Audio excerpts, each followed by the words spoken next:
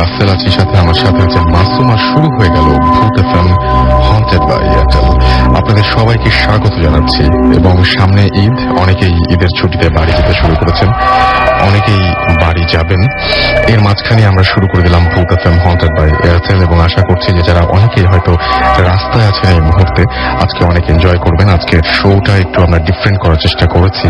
তো আনফর্চুনেটলি যদি আজকের এই এপিসোডটি কেউ মিস করে ফেলেন, তাহলে চিন্তার কোনো কারণ নেই। তাহলে আপনাকে যেটা করতে হবে, এয়ারটেল এম রেডিও সাহায্য নিতে হবে। সেক্ষেত্রে আপনাকে যেটা করতে হবে, আপনার এয়ারটেল নাম্বার থেকে ডায়াল করতে হবে 4040, সিলেক্ট করতে হবে চ্যানেল 22, এবং তারপরে দেখবেন যে একের পর এক বিভিন্ন এপিসোডের অপশন আপনাকে দেওয়া হচ্ছে, এবং যে এপিসোডটি আপনি মিস করেছেন সেই এপিসোডটি, বা যে এপিসোডটি আপনি আরো একবার শুনতে চান সেই এপিসোডটি আপনি সিলেক্ট করে সেখান থেকে শুনতে পারবেন। এছাড়াও আপনি এখন এই যে টিউনটা প্লে করছে মাসুম, সেই টিউনটি আপনার টিউন করে ফেলতে পারেন। আপনার করা টিউন বা মাই টিউন যেটা আপনি চান সেটা আপনি করে ফেলতে পারেন। এবং সেজন্য আপনি যেটা করতে হবে, ভূত এফএম টিউন কোড আপনাকে মনে রাখতে হবে, এন্ড কোড ইজ 92125। এবং আপনি জাস্ট একটা SMS পাঠিয়েই একটা আপনি একদমই আপনার করে নিতে পারেন। এবং জাস্ট আপনাকে SMS পাঠাতে হবে, মোবাইলের মেসেজ অপশনে গিয়ে টাইপ করুন সিটি স্পেস দিয়ে লিখুন 92125, এবং এটা পাঠিয়ে দিন 3123 নাম্বারে। দেখবেন যে টিউনটি আপনার হয়ে গেছে। এনিওয়েজ, আশা করছি যে আপনারা সবাই আজকে অনেক বেশি এনজয় করবেন। জানিয়ে দিই, যদি আপনি আমাদের SMS করতে চান তাহলে মোবাইলের মেসেজ অপশনে গিয়ে টাইপ করুন SHOUT শাউট স্পেস আপনার নাম স্পেস আপনার মেসেজ, পাঠিয়ে দিন 9840 নাম্বারে। আপনার এয়ারটেল নাম্বার থেকে বা অন্য যে কোনো নাম্বার থেকে যদি ইমেল করতে চান, বড় কোনো ঘটনা শেয়ার করতে চান, তাহলে আপনার ইমেল অ্যাড্রেসটি জানিয়ে দিচ্ছি আপনাকে। সেটা হচ্ছে bhootfm@radiofurti.fm, which is BHOOTFM@radioforti.fm। আমরা কথা না বাড়িয়ে সরাসরি ঘটনায় চলে যাব। এবং এখন ঠান্ডা বাড়ছে, আমি বলি যে শীতের রাতে ঘটনা সবসময় জমে ওঠে, এবং আজকে দিনের গরম থাকলেও রাতের দিকে তাপমাত্রা কিন্তু ধীরে ধীরে কমতে শুরু করেছে।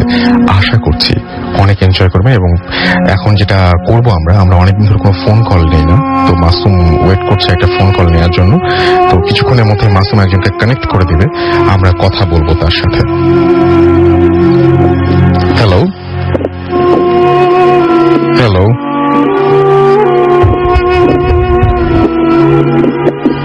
হ্যালো, সালাম। হ্যালো, জি ওয়ালাইকুম সালাম। Hello hello hello hello hello hello hello. আচ্ছা, আমরা আবারও ফিরে আসছি। আসলে টেলিফোনটা মনে হয় কানেক্ট করতে পারিনি, আসলে উনি আমার কথা শুনতে পাচ্ছিলেন না। আমরা একটু পরে আবারও ফিরে আসছি। তার আগে আমরা আরেকজনের ঘটনা পড়ে আসি। যাই হোক, আমাদের ঘটনাটা পাঠিয়েছেন তিনি হচ্ছেন মোহাম্মদ ইমরান খান ইমু, মোগলটুলি বাজার, আগ্রাবাদ, চট্টগ্রাম থেকে। এবং আমি তার ঘটনাটা এখন পড়ে ফেলতে চাচ্ছি। লিখছেন ইমু: হ্যালো রাসেল ভাই, নিশ্চয়ই ভালো আছেন। ভূত এফএম লিসনারদের জানাই অনেক অনেক শুভেচ্ছা। আমি ইমরান, এই বছর চট্টগ্রামের ইসলামিয়া কলেজ থেকে HSC পাশ করেছি। আমি স্টুডিওতে আসতে পারবো না, তাই আমার ঘটনাটি পড়ে শোনানোর অনুরোধ জানাচ্ছি। আমি আজকে যে ঘটনাটা শেয়ার করব তা আমার এক বড় ভাই রাশেদ ভাইয়ের সাথে ঘটে যাওয়া ঘটনা। কথা না বাড়িয়ে সরাসরি ঘটনায় চলে যাই। এই ঘটনাটি এই বছরের এপ্রিলের 13 তারিখের। গত এপ্রিলের 12 তারিখ রাশেদ ভাই কক্সবাজারের কাছাকাছি চকরিয়া নামের একটি জায়গায় এক বন্ধুর বাড়িতে বন্ধুর বোনের বিয়ে উপলক্ষে বেড়াতে যান।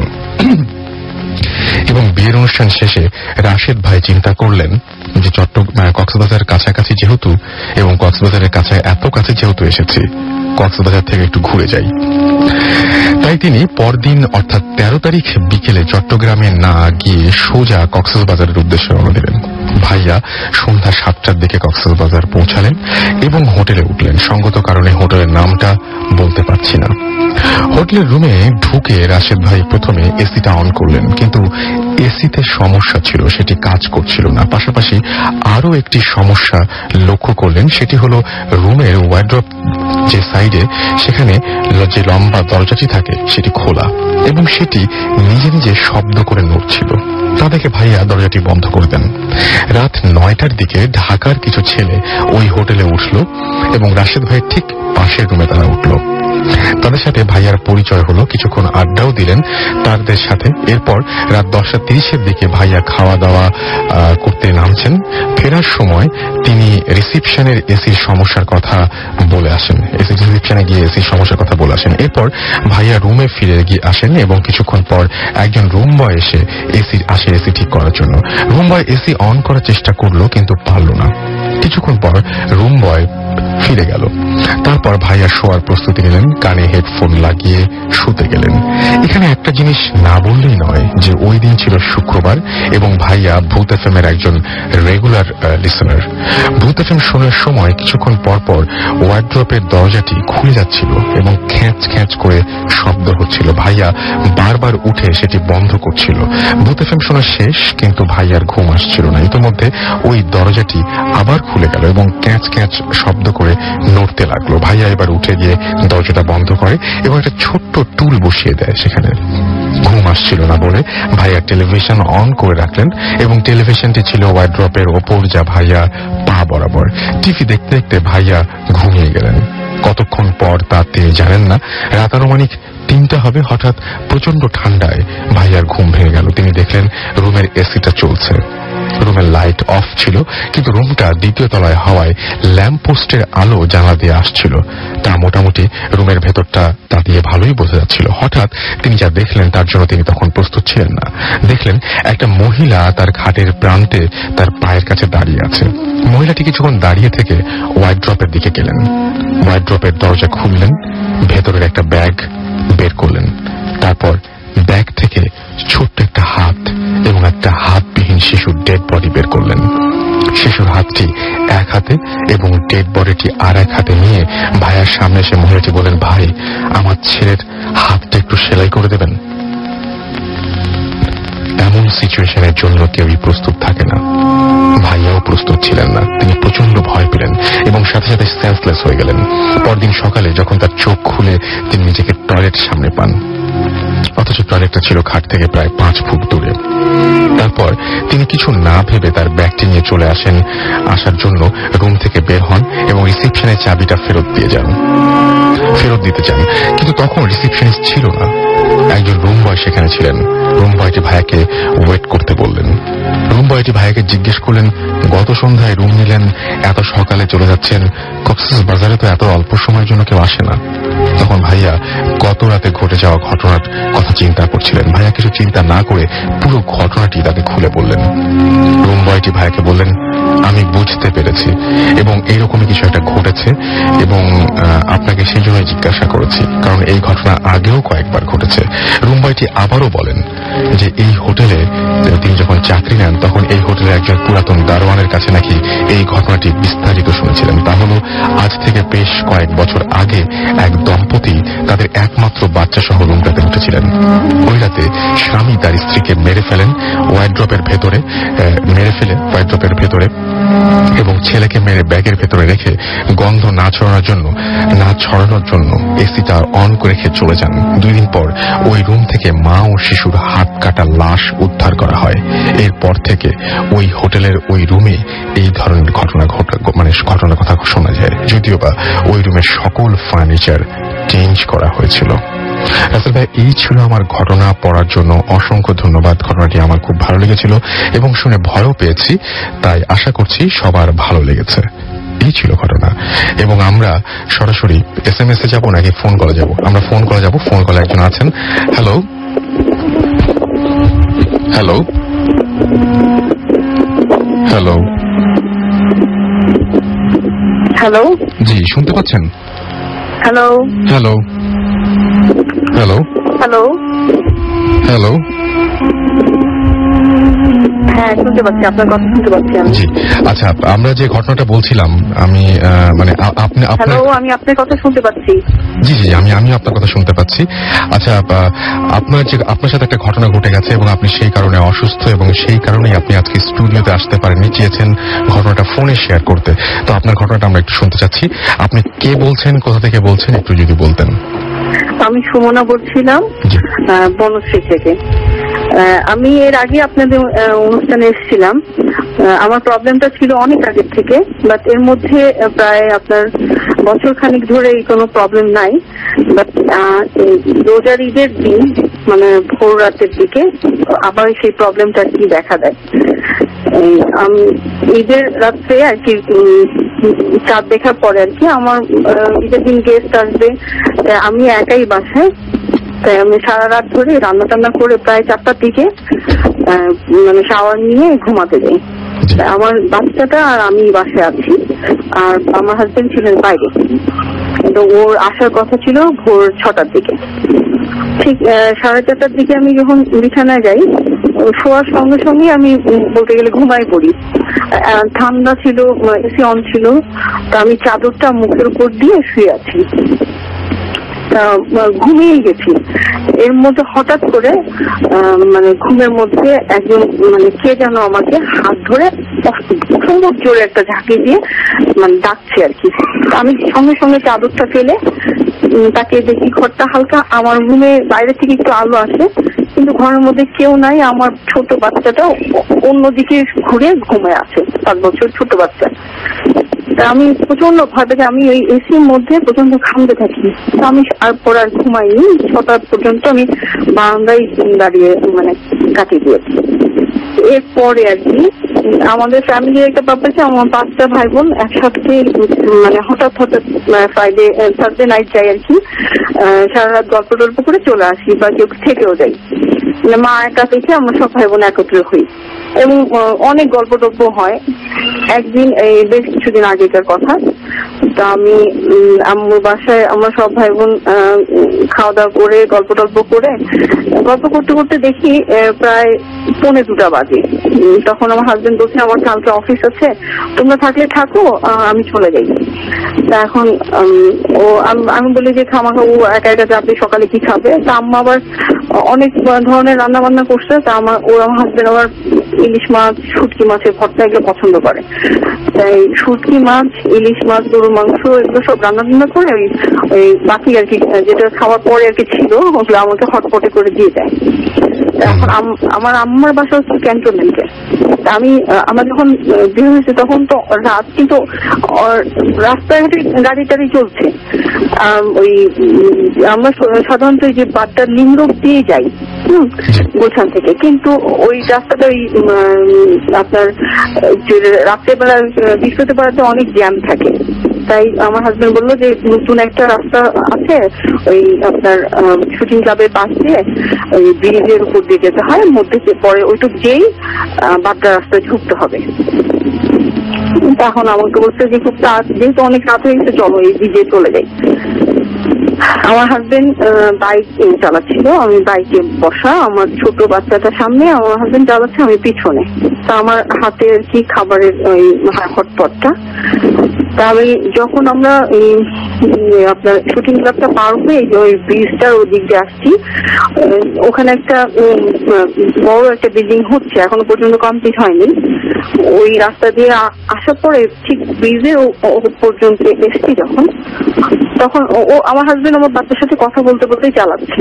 তখন কিউরিয়াসিটি নিয়ে আমি আশেপাশে তাকাচ্ছি, চিন্তা করছি যে এত রাত এইদিকে আপনার ছিনতাইকারীরা থাকতে পারে, দেখা যাবে কিছু পাচ্ছে না, মারধর করে আমাদেরকে ফেলে গেছে, এই ভয়টা পাচ্ছে আর কি।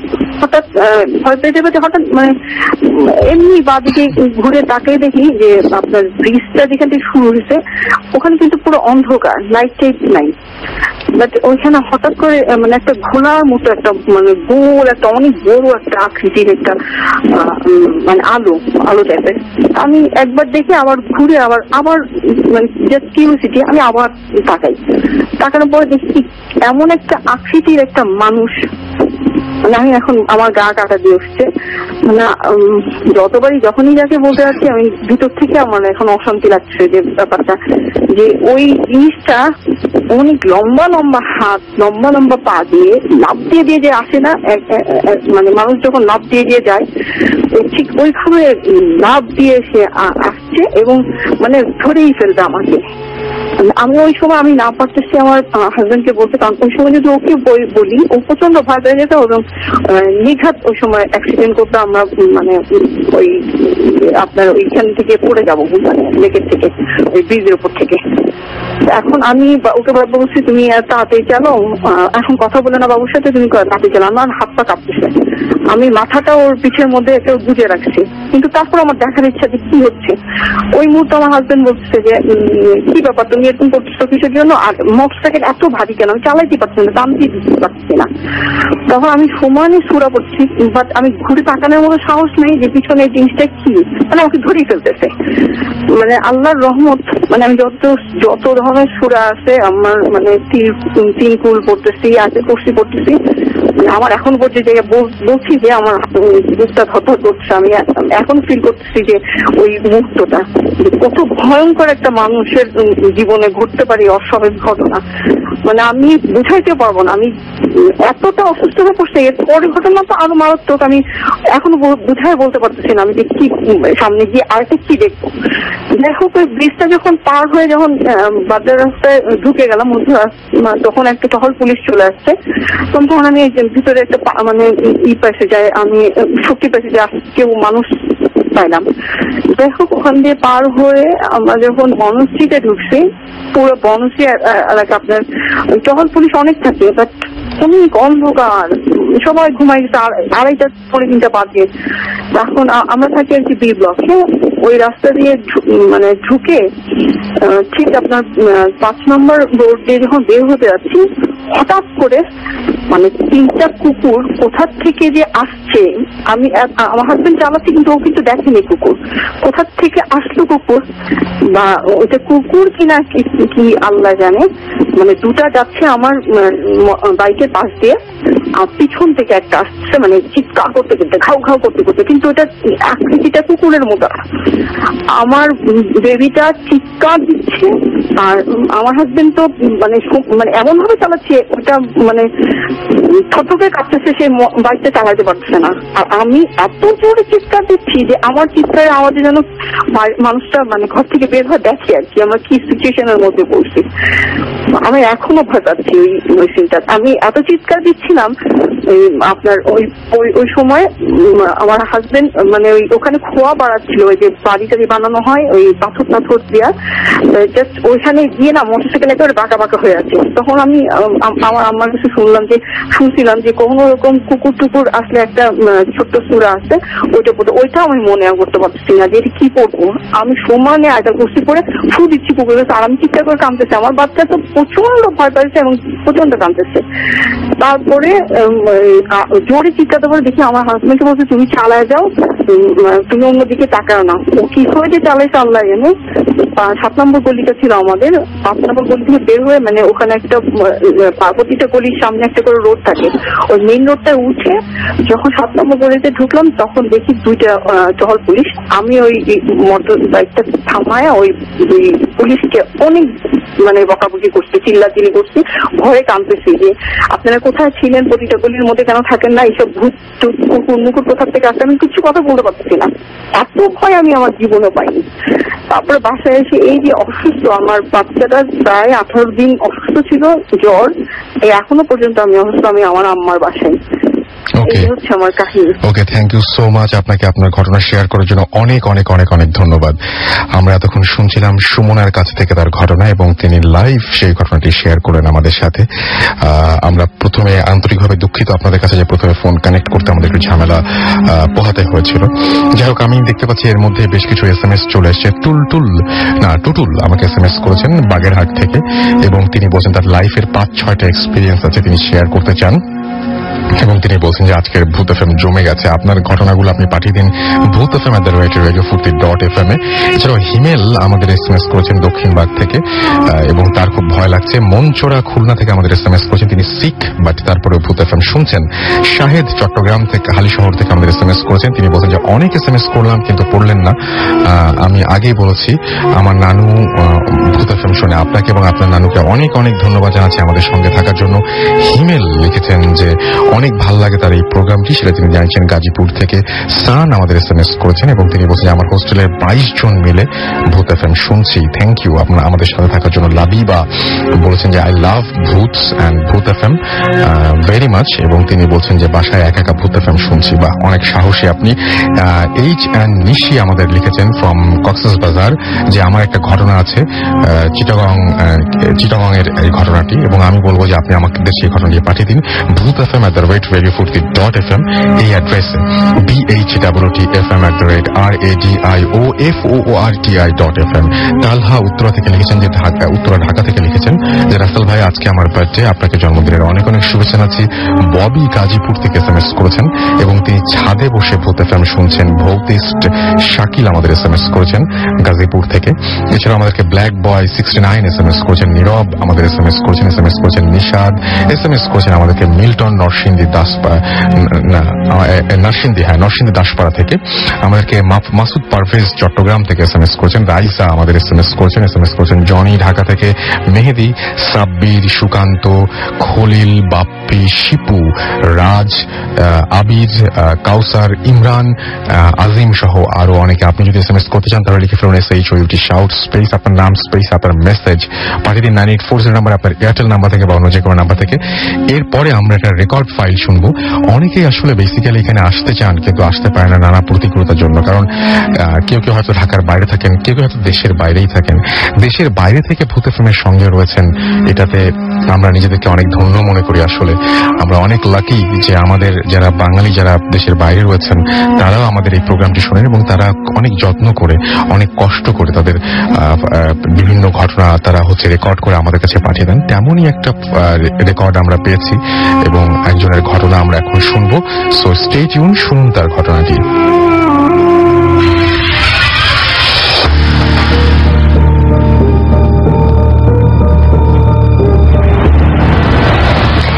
হ্যালো, আসসালামু আলাইকুম রাসেল ভাই এবং আসসালামু আলাইকুম আমার সকল ভূত এফএম শ্রোতা বন্ধুদেরকে।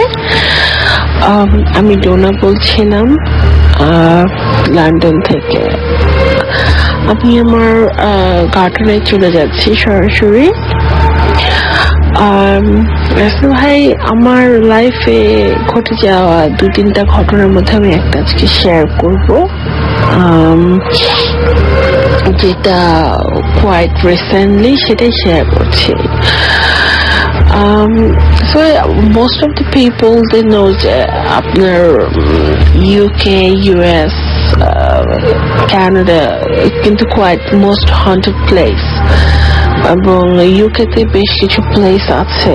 এবং আমি যখন ভূত এফএম শুনি, আমি মোস্ট অফ দ্য পিপল আমি শুনতে পারি যে তারা they are from UK, and it's true ভাই যে এখানে প্রচুর পরিমাণের প্রবলেম হয়, বা কিছু প্লেস আছে হন্টেড বলে সব জায়গা সবাই জানে।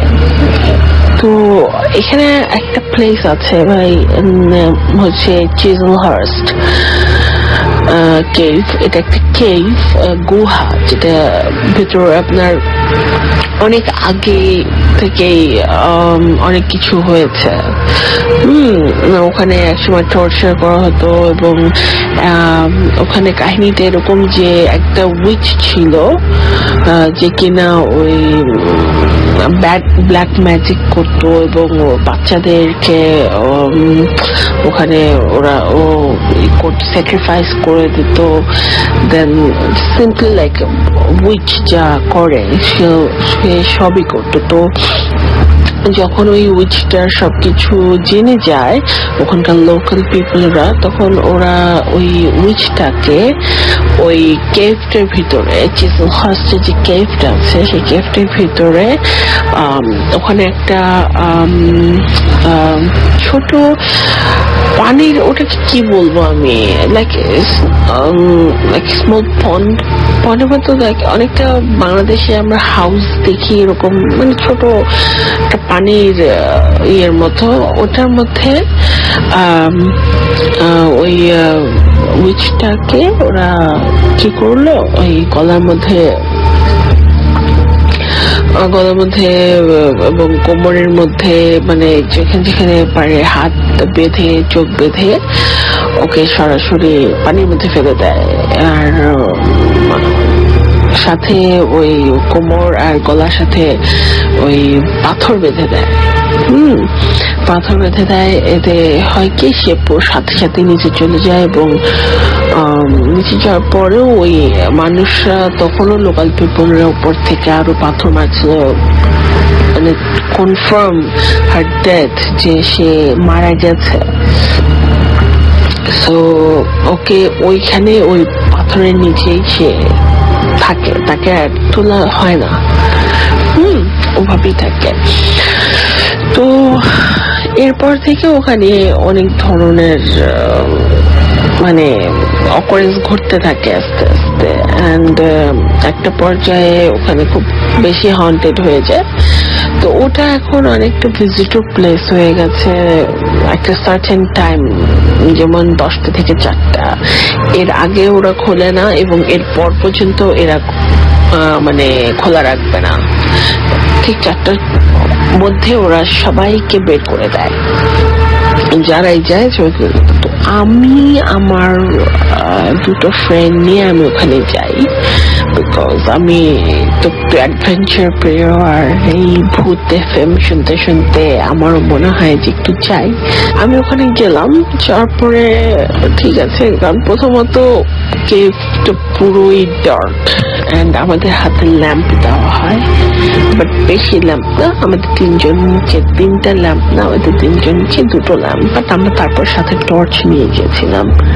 ওখানে যাওয়ার পরে ঠিক আছে, প্রথম 5-10 minutes it was okay, but suddenly আমরা জানি না, পরিবেশটা লাইক আমরা ফিল করছি যে it's not good, এখানে নেগেটিভ কিছু আছে, নেগেটিভ এনার্জি যেটাকে বলে, নেগেটিভ এনার্জিটা ফিল করছিলাম, যে মনে হচ্ছিল যে কিছু একটা আছে এখানে, কিছু একটা আছে, অ্যান্ড আমরা আর আগানোর সাহস পাই না। তো আমার ফ্রেন্ডটা বললো যে, আমাকে বলছিল যে listen, it was you who wanted to come, মানে আমাকে বলছিল যে তুমি চাচ্ছিলে এখানে আসতে, এন্ড নাও তুমি স্টপ হচ্ছে। কারণ বেসিক্যালি আমার ওই আগের যে কিছু এক্সপিরিয়েন্স আছে সেখান থেকে আমার ওই জিনিসটা চলে আসছিল যে ও মাই গড, যদি এরকম আবার হয় তো কি হবে। তো যাই হোক, আমরা হাঁটা শুরু করলাম। যখন সাধারণত ওই কেভটায় মানুষজন, ওই সময় মানুষজন থাকে একটা সেশনে, একটা সেশনে ওরা 10 জনের গ্রুপ করে পাঠায়, but I don't know that day ওয়েদারটাও খারাপ ছিল অ্যান্ড ওভারঅল। তো বলতে গেলে কেভে আমরা 3 জন ছাড়া কেউ ছিল না, ওরা প্রতি আওয়ারলি পাঠায়, সাথে একজনকে দেয়। তো আমাদের সাথে একজন ছিল, সে আমাদেরকে সব এক্সপ্লেইন করছিল দিন দাদি। তো সাডেনলি আমি ফিল করলাম কেউ আমার গায়ে একটা পাথর ছুটে বাঁধলো। পাথরটা লাইক ছোট ছোট ইটের টুকরা থেকে একটু বড় হয়, যেগুলো যে আমরা 5 গুটি খেলতাম না, সামথিং লাইক 5 গুটির সাইজের একটা পাথর আমার গায়ে এসে পড়লো। And I was really angry, because আমি ভাবলাম যে এটা মনে হয় আমার ফ্রেন্ড মেরেছে, বাট পাথরটা যেদিক দিয়ে আসছে আমার গায়ে, ওইদিকে আমার ফ্রেন্ডটা কেউ ছিল না, আমার ফ্রেন্ডের ছিল তার অপোজিটে। সো কোনোভাবে পসিবল না যে ব্যাকে থেকে আমাকে কেউ পাঠায়। তো আমি ওদিকে সঙ্গে সঙ্গে আমার লাইটটা দিই, বাট পাথরটা কোথা থেকে আসলেন এগুলো না, যে পাথরটা উপর থেকে পড়বে। Someone who was throwing, আমার গায়ে কেউ মেরেছে। দেন আমি সত্যি ভয় পেয়ে যাই। তো আমি তখন বলি যে কে মারলো, তখন আমাকে ওই আমাদের যে আমাদেরকে এক্সপ্লেন করছিল রিপ্রেজেন্টেটিভ, উনি আমাদেরকে বলছিল যে ইটস নাথিং ম্যাম, বিকজ এখানে তো পাথর সবসময় পড়েই উপর থেকে, বিকজ তো মেড বাই স্টোন, সো এটা পাথর পড়বে, এটা নেচার। বাট আমি এক্সপ্লেন করতে পারছিলাম না যে লুক, এটা আমার গায়ে কেউ থ্রো করেছে, somebody throws it, এটা উপর থেকে পড়েনি, I'm not stupid. But and I'm not crazy, but তারপরেও আমি কিছু, he was beside me, so definitely সেও দেয়নি, so কে দিল? ওটাও আমরা ফ্রেন্ডরা ওটাকে ইগনোর করলাম। তো আমরা তখন ওনাকে বলছিলাম যে এখানে কি এরকম, সে বলছিল যে না এগুলো আসলে এক সময় ছিল, বাট এখানে একটা সার্টেন টাইমের আগে ওরা কিছু করে না, সাধারণত ওদের একটা টাইমিং আছে।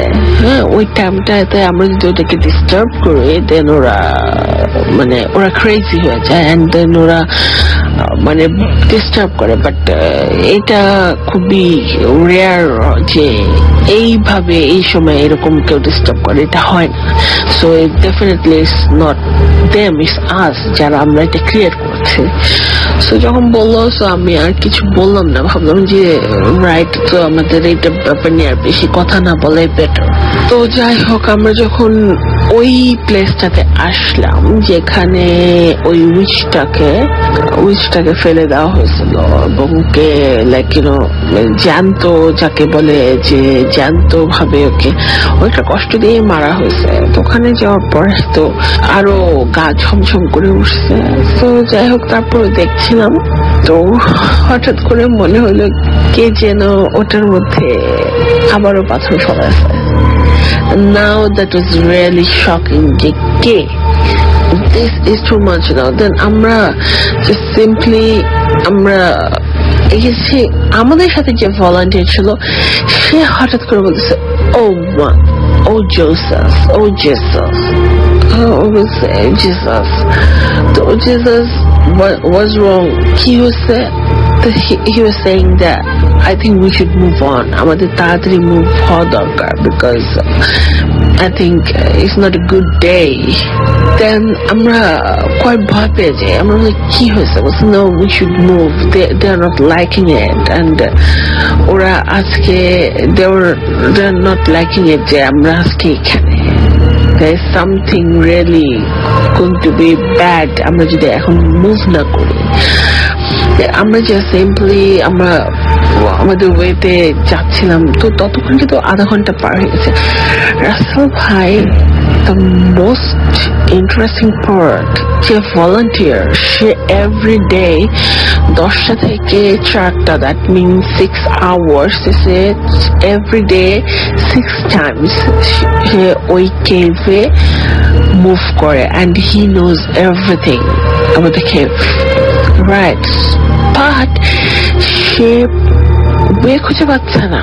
মোস্ট ইন্টারেস্টিং পার্ট, সে ওয়ে খুঁজে পাচ্ছে না। সে খুঁজছে সে বলতেছে হোয়াটস রং, এইদিকে ওয়ে ছিল, ওই গেল, ওয়েটা কোনোভাবে শেষ হচ্ছে না। আমরা যে ওয়েটা আমরা যাচ্ছি মনে হচ্ছে কি ইট লুকস লাইক নো, মনে হচ্ছে যে আমরা একটা পাইপের মধ্যে ঢুকে গেছি এবং ওই পাইপটার কোনো ডান বাম কোনো যে কোনো ওয়ে নেই, জাস্ট একটা ওয়ে আছে, straight, go straight, like a tunnel, টানেলের মতো মনে হচ্ছিল যে আমরা টানেলের ভিতরে ঢুকে গেলাম, ওখানে কোনো কিছু নেই যে আমরা আশেপাশে কোথাও ঢুকবো।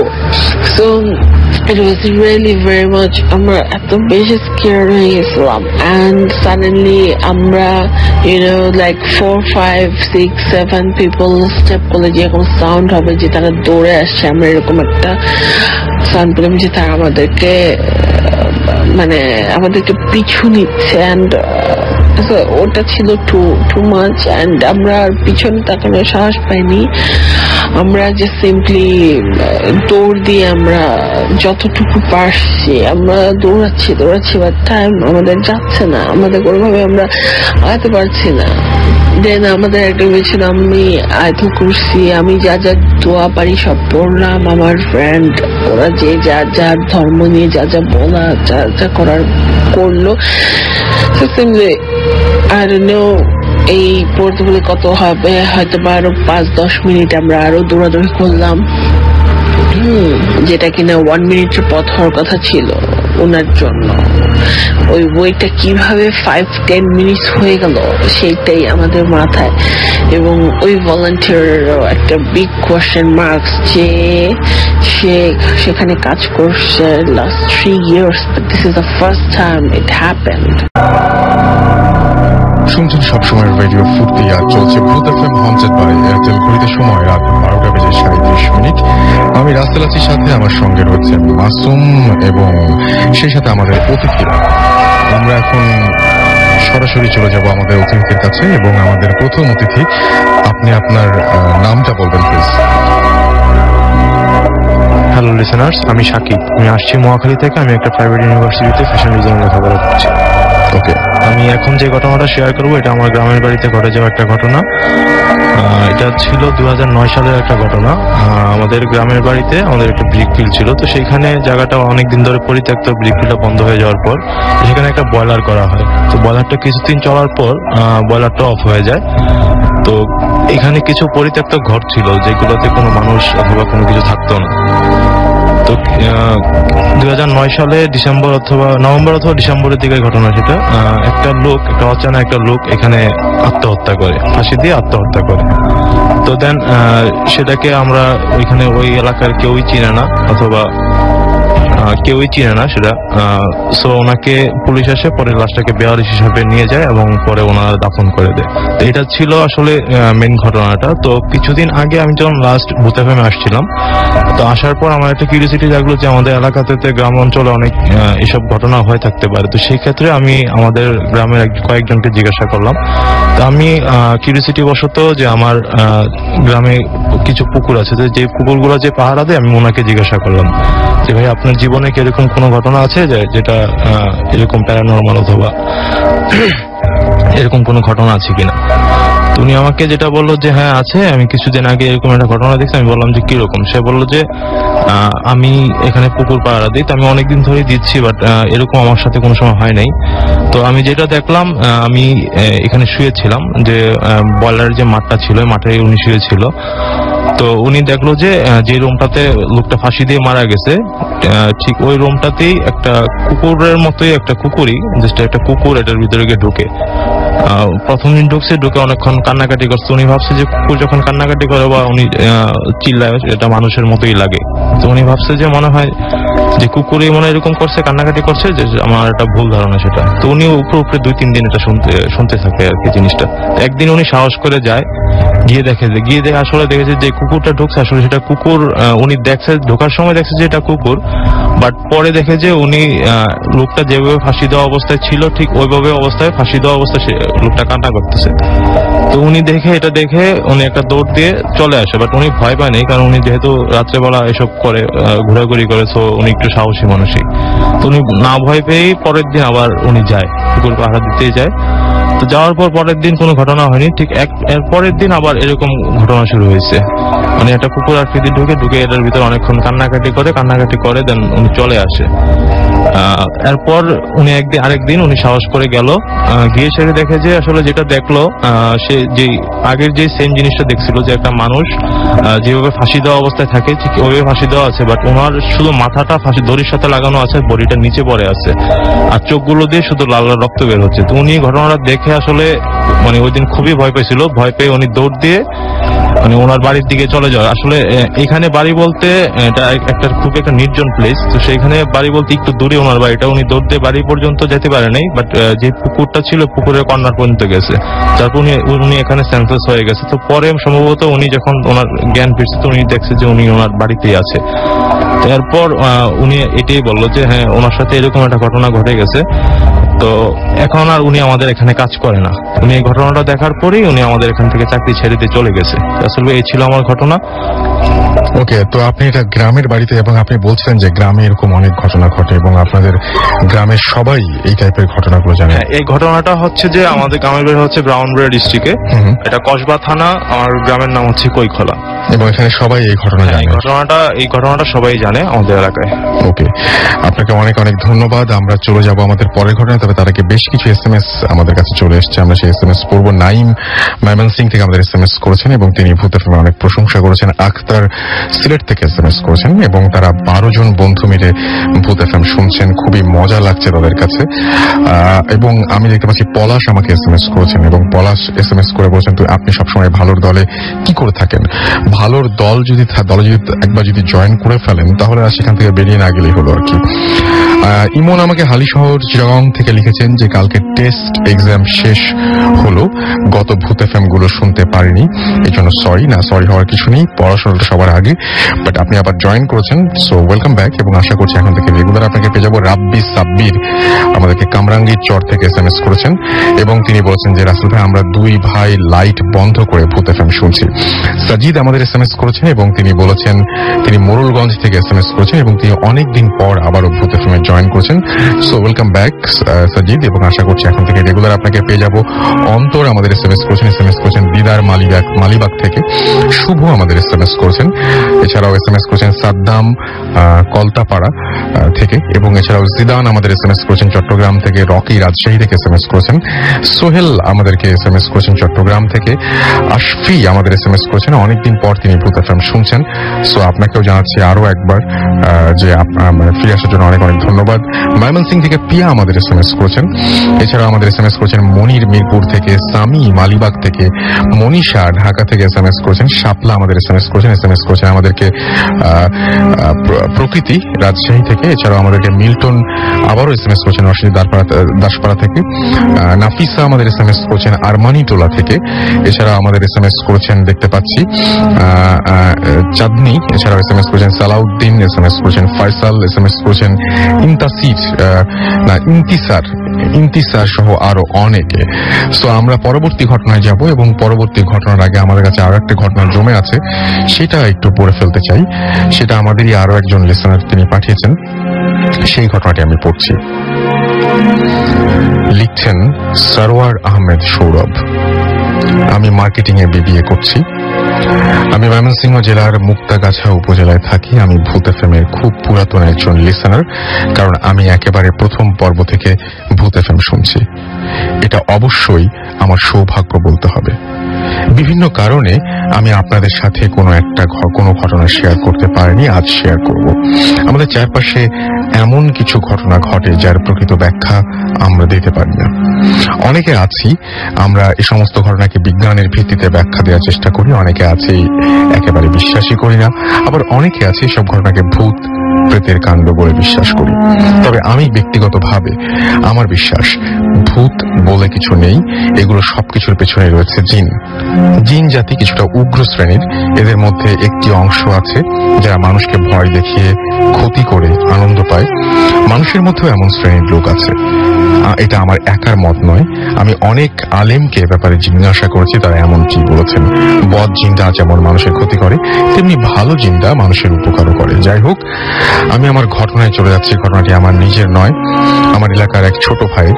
2010 সালে SSC পরীক্ষার পর আমার ওই ছোট ভাই ও কিছু বন্ধু বান্ধব সবাই মিলে ঝিনাইদহের একটি জায়গায় যাই।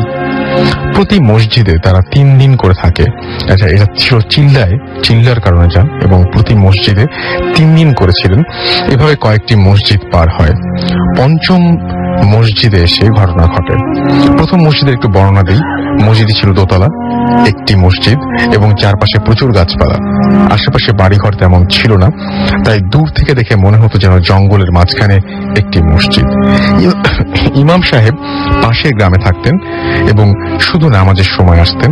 খুব বেশি মুসল্লি মসজিদে দেখা যেত না।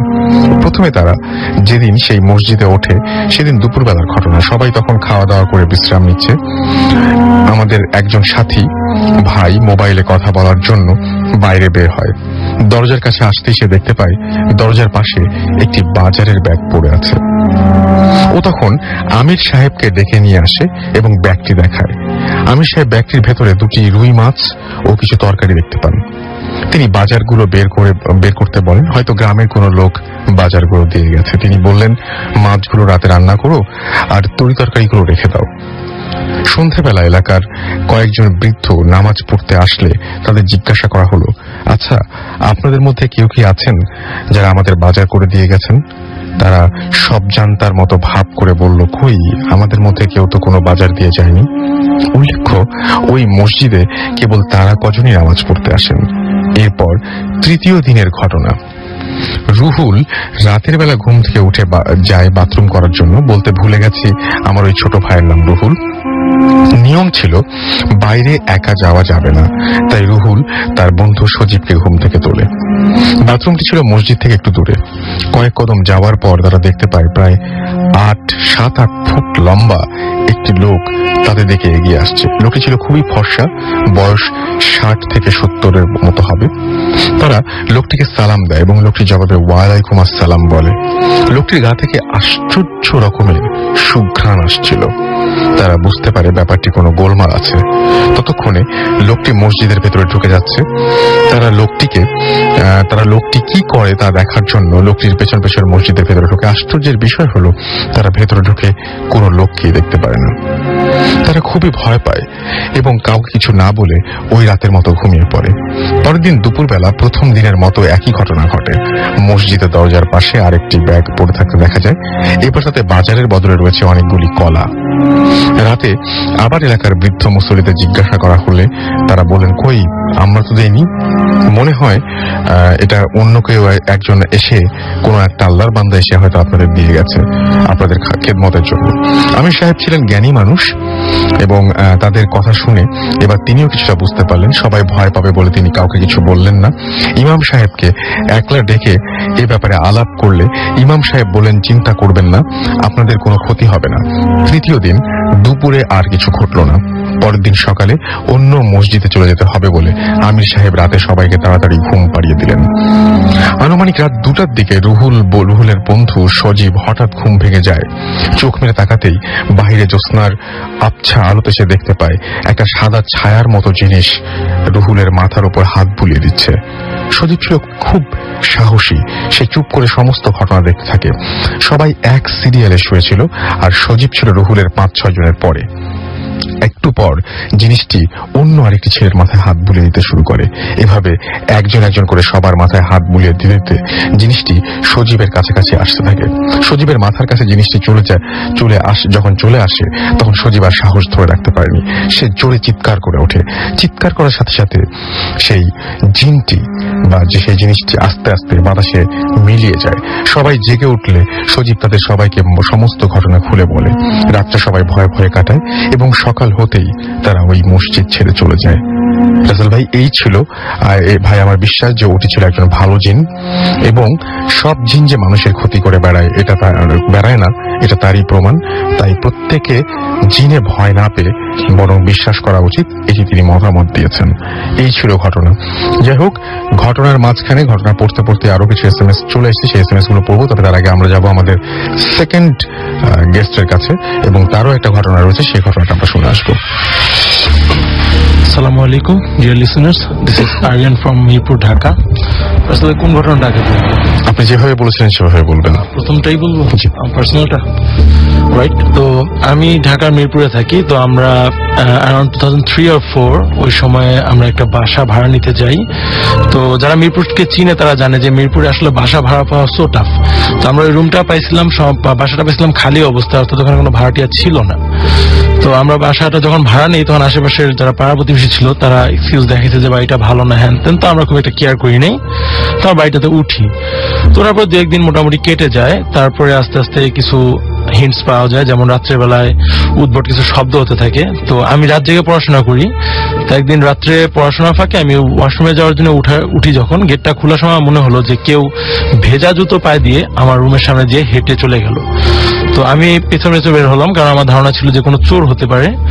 তাই পেছন বের হয়ে কাঁঠাল গাছ পর্যন্ত, একটা কাঁঠাল গাছ ছিল ঘরের ভিতরে, কাঁঠাল গাছটা পর্যন্ত তাকে ফলো করলাম, কিন্তু আমি যে দেখলাম যে সেখানে কিছু নাই। তো যাক, আমি ঘরে এসে শুয়ে পড়লাম। তো এরপরে আমার ছোট ভাই, ঘটনার কয়েকদিন পরে, সে একদিন হঠাৎ করে রাত্রেবেলা স্বপ্নে কি মানে সে দেখে যে তার মানে বুকের উপর কেউ একজন এরকম কালো একটা জিনিস, যার শুধু চোখগুলো বোঝা যাচ্ছে এবং সে চোখগুলো টকটকে লাল এবং জিনিসটা অনেকটা ট্রান্সপারেন্ট। তো সে বসে আছে এবং সে তাকে হুমকি দিচ্ছে যে চলে যা, না হলে তোদের অনেক ক্ষতি হবে। তো সে সবার সাথে জিনিসটা শেয়ার করে, তারপরেও সবাই খুব একটা কেয়ার করে নেই। তো এরপর একটা বড় ঘটনা ঘটে, সেটা হলো যে আমার এক ছোট ভাই, যে খুব ছোট, অ্যারাউন্ড তখন তার বয়স 3 কি 4 মাস। তো সে একদিন রাত্রে ঘুমানোর পর সকালে উঠে আম্মু চিল্লাচিল্লিতে আমরা সবাই ঘরে যাই, যা দেখি যে তার পুরো শরীরের মধ্যে নখের আঁচড়ের দাগ, এবং সেটা খুবই মারাত্মক অবস্থা ছিল। এবং সবাই তখন একটা ধারণা করে নিল যে এটা মানে অশরীরী কিছু দ্বারাই করা সম্ভব।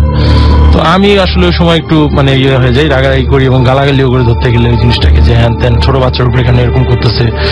তো যাই হোক, তো সেই রাত্রে যখন আমি ঘুমাই হঠাৎ করে আমার খুব অস্বস্তি ফিল হয় এবং আমি চোখ খুলে দেখি যে সেই জিনিসটা ওই যেরকম আমার ছোট ভাইটা বর্ণনা দিচ্ছিল সেম একটা জিনিস আমার বুকের উপরে বসা, এবং সে আমার গলা চাপার চেষ্টা করতেছে এবং আমার গলা প্রচন্ড যে চাপতেছে, আমার নিঃশ্বাস নিতে সমস্যা হচ্ছে।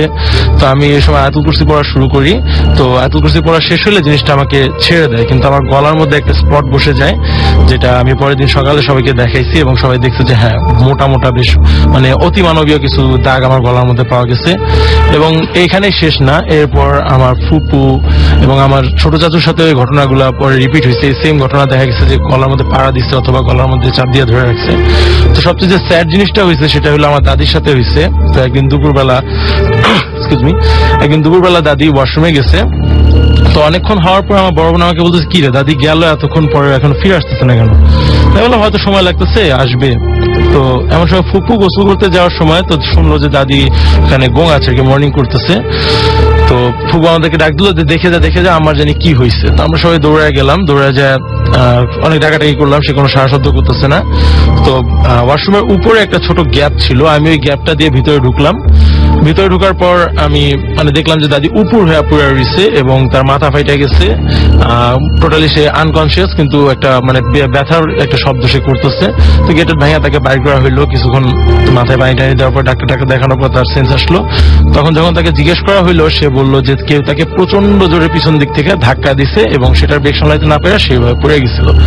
এবং এই ঘটনার পর থেকে দাদি প্রায় প্রতিদিনই দেখা যেত 2-3 ওই জিনিসটাকে দেখতো এবং চিলাচিলি করতো, কখনো রাত্রে কখনো দিনের বেলায়, যে ওই যে আসতেছে আবার আমাকে মেরে ফেলবো বলতেছে, আমাকে আবার মারতে আসতেছে, এরকম কথা বলতো।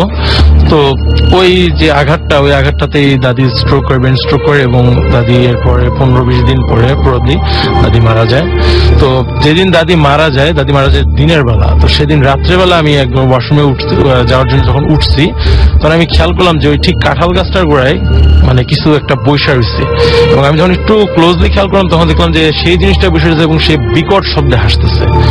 তো আমি মানে একটু সামনে যাব পিছনে যাবো এরকম যখন দ্বিধান্বিত, তখন দেখলাম যে আব্বু বাইরে আসছে। তো আব্বু আয়সা বলে কি তুই কি করিস? তখন আমি তাকে বললাম, তখন আব্বু বলে হ্যাঁ আমিও শুনছি। কিন্তু যখন আব্বু আসলো তখন আর ওই জিনিসটাকে আর দেখা গেল না। তো যাকে এরপর কয়েকদিন মোটামুটি শান্তিতে কেটে গেছে। তারপর একদিন আমি কাঁঠাল গাছটাতে উঠতে গেছি, এমন সময় আমার মনে হলো যে কেউ প্রচন্ড জোরে আমার পাটা ধরে নিচে থেকে টান দিছে এবং আমি পড়ে যাই। লাকিলি খুব একটা হার্ট হই নেই। তো ফাইনালি আমরা চিন্তা করলাম যে এভাবে তো আর হয় না। তো আমরা আমাদের এলাকার মসজিদের যে খতিব সাহেব হুজুর, ওনার কাছে বিষয়টা বলার পর উনি একদিন বাসায় আসলেন। আয়সা উনি বললেন যে ঘর বন্ধ করে দিতে হবে, এখানে ঘরের খারাপ জিনিসের একটা প্রভাব আছে। তো সবচেয়ে একটা অদ্ভুত একটা জিনিস যে আমাদের যে ঘরে যে বাড়িওয়ালা ছিল তারা এই জিনিসটাতে খুব আপত্তি করলো যে না এটা করা যাবে না, কোনোভাবেই করা যাবে না। তো ফাইনালি আমরা করতে পারলাম না। তো এই ঘটনার পরে দেখা গেল যে ওই জিনিসটা তখন আরো ঘন ঘন আমাদের বিরক্ত করা শুরু করলো, মানে ফিজিক্যালি বা স্বপ্নের মধ্যে আইসা বা সরাসরি দেখানো হ্যান ত্যান। তো ফাইনালি আমরা সহ্য না করতে পারি ওই ঘরটা ছেড়ে চলে আসছি এবং এখনো পর্যন্ত স্টিল নাও ওই বাসায় আপনার কোনো মানে এই ভাড়াটিয়া বেশি দিন টিকতে পারে না। 1 মাস 1.5 মাস 10 দিনও হয়েছে, এরকমও হয় যে দেখা যায় যে চলে আসে। ওকে, আপনাকে অনেক ধন্যবাদ। আমরা পরবর্তীতে একটা ছোট্ট ব্রেক নিব এখন, এবং ব্রেকের পরে আবারও ফিরে আসছি। ছোট্ট একটা ব্রেক নিচ্ছি এবং তারপরে ফিরে আসছি। তো কোথাও যাবেন না, স্টে টিউনড রেডিও ফুর্তি অ্যান্ড ডোন্ট স্টপ। শুনছেন সবসময় রেডিও ফুর্তি, চলছে ভূত এফএম হন্টেড বাই এয়ারটেল। আমি রাসেল আছি সাথে, আমার সাথে রয়েছে মাসুম এবং আজকের অতিথিরা। ঘড়িতে সময় রাত 12:57 পাচ্ছি আপনাদের SMS। রায়হান আমাদের SMS করেছেন এবং তিনি বলছেন যে ভূত এফএম না শুনলে তার ফ্রাইডেতে ঘুম আসে না। সুস্মিতা বণিক আমাকে SMS করেছেন এবং তিনি ভূত এফএম শুনছেন, তার খুব ভয় করছে। এটা একটা ব্যাপার যে আসলে কোন প্রত্যেক দিনই এরকম হয় যে প্রত্যেক দিনই তো ডিফারেন্ট সব ঘটনা থাকে।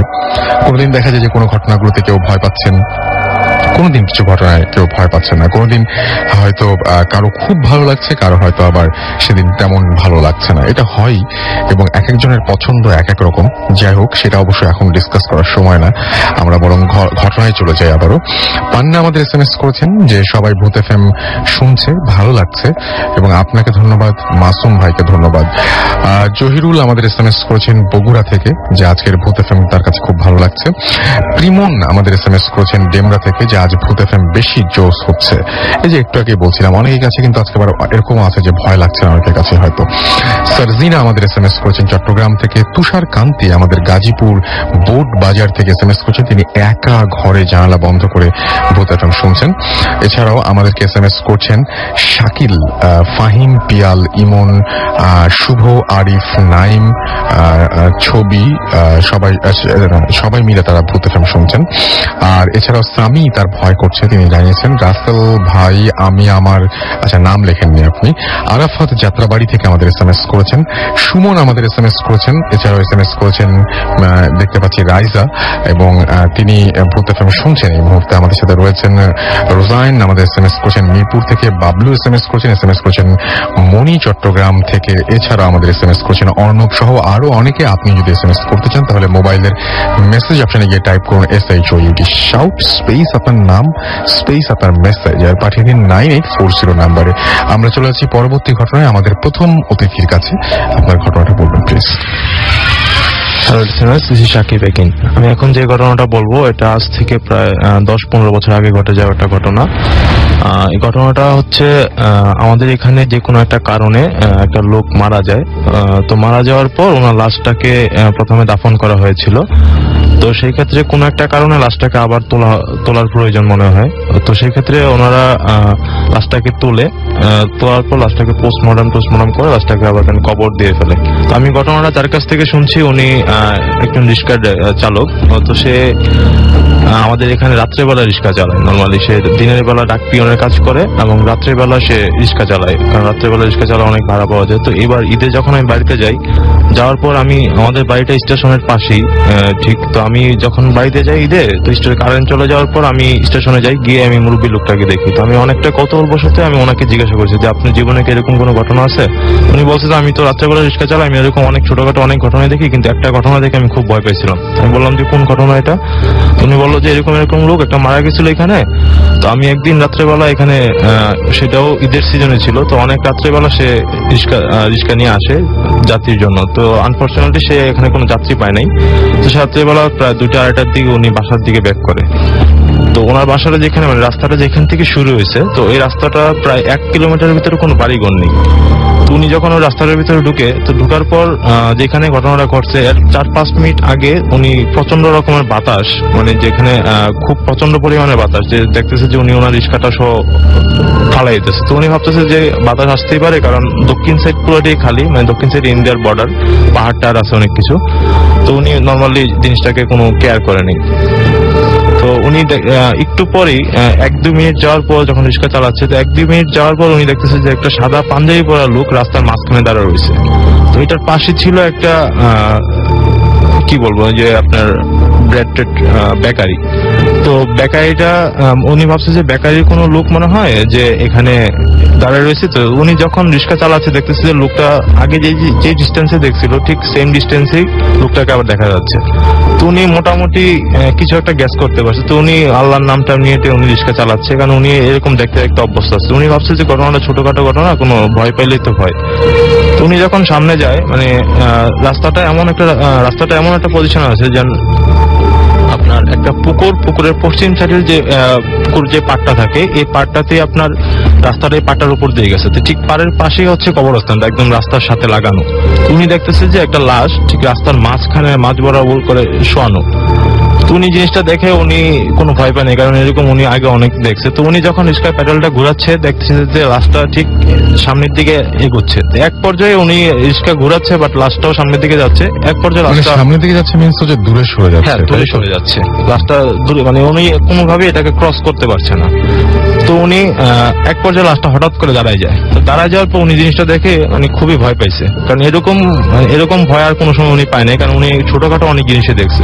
বাট এই জিনিসটা দেখে উনি ভয় পেয়ে উনি কি করছে, রিক্সাটা ফালাই দিয়ে উনি ঠিক যে ধান ক্ষেত ছিল, ধান ক্ষেতের উপর দিয়ে দৌড়ে আমাদের এখানে যে একটা গ্যাস ফিল আছে, শালদা গ্যাস ক্ষেত্র, সেই ওইখানে গিয়ে ওঠে। তো উঠার পর উনি রিক্সাটা ফালাই চলে গেছে। তো সকালবেলায় যখন আমাদের এখানে যারা সকালবেলা চলাচল করে, যাতায়াত করে, তো ওনারা এসেও লাশটাকে ঠিক সেম পজিশনে দেখছে। তো ঠিক 3-4 দিন ধরে লাশটা এই পজিশনে ছিল। তো এই পজিশন ছিল বলতে যে লাশটাকে দিনের বেলা কবর দেওয়া হয়, রাত্রেবেলা আবার ঠিকই রাস্তার উপর তুলে ফেলে, রাস্তার উপরে পাওয়া যায় আর কি লাশটাকে। তো সেই ক্ষেত্রে লাশটাকে পরে আমাদের এলাকায় যারা হুজুর টুজুর ছিল তারা সবাই মিলে ডিসিশন নিল যে লাশটাকে আবার পুনরায় জানাজা দেওয়া হবে, গোসল টোসল করে জানাজা দিয়ে পুনরায় আবার দাফন করা হয়েছিল আর কি পরে। তো এরপর থেকে আর এই ধরনের কোনো প্রবলেম মানে উনিও শুনে নাই, আমাকে আর বলেন যে এরকম কোনো প্রবলেম হয়েছে কি হয়। ওকে, আপনাকে অনেক ধন্যবাদ, থ্যাংক ইউ সো মাচ, ধন্যবাদ আপনাকে অসংখ্য ধন্যবাদ। এবং আপনি তো এটা সিলেটের ঘটনা বললেন, সরি কসবার ঘটনা বলছেন, আপনি কসবার ঘটনা বলছেন এবং আপনি বারবার করে বলছিলেন যে এই ঘটনাটা আপনার এলাকার সবাই জানে এবং বহুল প্রচলিত। আপনি বারবার করে বলছিলেন যে এলাকার মানুষকে জিজ্ঞাসা করলে এই ঘটনা মানুষের মুখে মুখে করে। যাই হোক, আমরা চলে যাব আমাদের পরবর্তী গেস্টের কাছে। তার আগে আমি একটু SMS পড়তে চাই এবং আমাদের SMS করেছেন সজীব, তিনি বলছেন আমি আর আমার বাবা ভূত FM শুনছি। আপনাদের দুজনকে অনেক ধন্যবাদ। অরণ্যা চট্টগ্রাম থেকে লিখেছেন যে কাহিনীগুলো জোশ। তালিম আমাদের SMS করেছেন, তালিম শুভ রাজু, আমরা অনেক মজা করছি। সোহেল বনশ্রী থেকে SMS করেছেন এবং তিনি বলছেন the whole week I eagerly wait for Friday night because this is Bhoot FM night. Okay, আমিও ওয়েট করি আসলে যে আপনাদের কাছে ঘটনাগুলো নিয়ে আসার জন্য। আমিও মাসুম সারা উইক ধরে আমাদের প্রস্তুতি পর্ব যায়। মাহবুব আমাদের SMS করেছেন এবং বলছেন যে ভূত FM শুনছি, ভয় ভয় লাগছে। সদমান আমাদের SMS করেছেন খিলক্ষেত থেকে এবং তিনি বলছেন যে একা ঘরে ভয় পাচ্ছেন বাট লাইট জ্বালিয়ে বসে আছেন আর ভূত FM শুনছেন। নরসিংহী থেকে আমাদেরকে SMS করেছেন ইস্কান্দার, শাকিল, সৈয়দ, মনসুর, তারপরে এছাড়া হচ্ছে নাজমুল, পারভেজ মানে পারভেজ হবে এটা কি মনে হয়, ইকবাল, বিল্লাল সহ আরো অনেকে। এছাড়াও আপনি যদি আমাদের SMS পাঠাতে চান তাহলে মোবাইলের মেসেজ অপশনে গিয়ে টাইপ করুন SHOUT শাউট স্পেস আপনার নাম স্পেস আপনার মেসেজ পাঠিয়ে দিন 9840 নাম্বারে। আমরা চলে যাচ্ছি আমাদের পরবর্তী গেস্টের কাছে পরবর্তী ঘটনায়। আপনার নামটা একটু বলবেন আরো একবার। Hello folks, this is Ariyan once more time. জি, আপনার ঘটনায় চলে যান। তো এই ঘটনা আমার এক ফ্রেন্ডের কাছ থেকে কালেক্ট করা, থ্যাঙ্কস টু শিববীর। তো ঘটনাটা টাঙ্গাইলের, তো টাঙ্গাইলে এবং প্রায় আজ থেকে অলমোস্ট 30 to 35 years ago।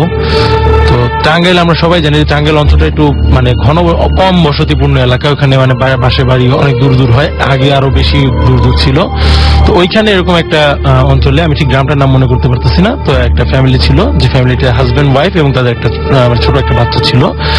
তো সেই লোকটা সে বাজারে, তাদের ওখানে যে বাজার বসতো, সে বাজারে দোকানদারি করতো। তো ইউজুয়ালি দোকানদারি করতে গেছে, একদিন সন্ধ্যার পরে এশার ওয়াক্তে প্রায় সে ফিরে আসছে এবং সে তখন খুব অসুস্থ বোধ করতেছিল।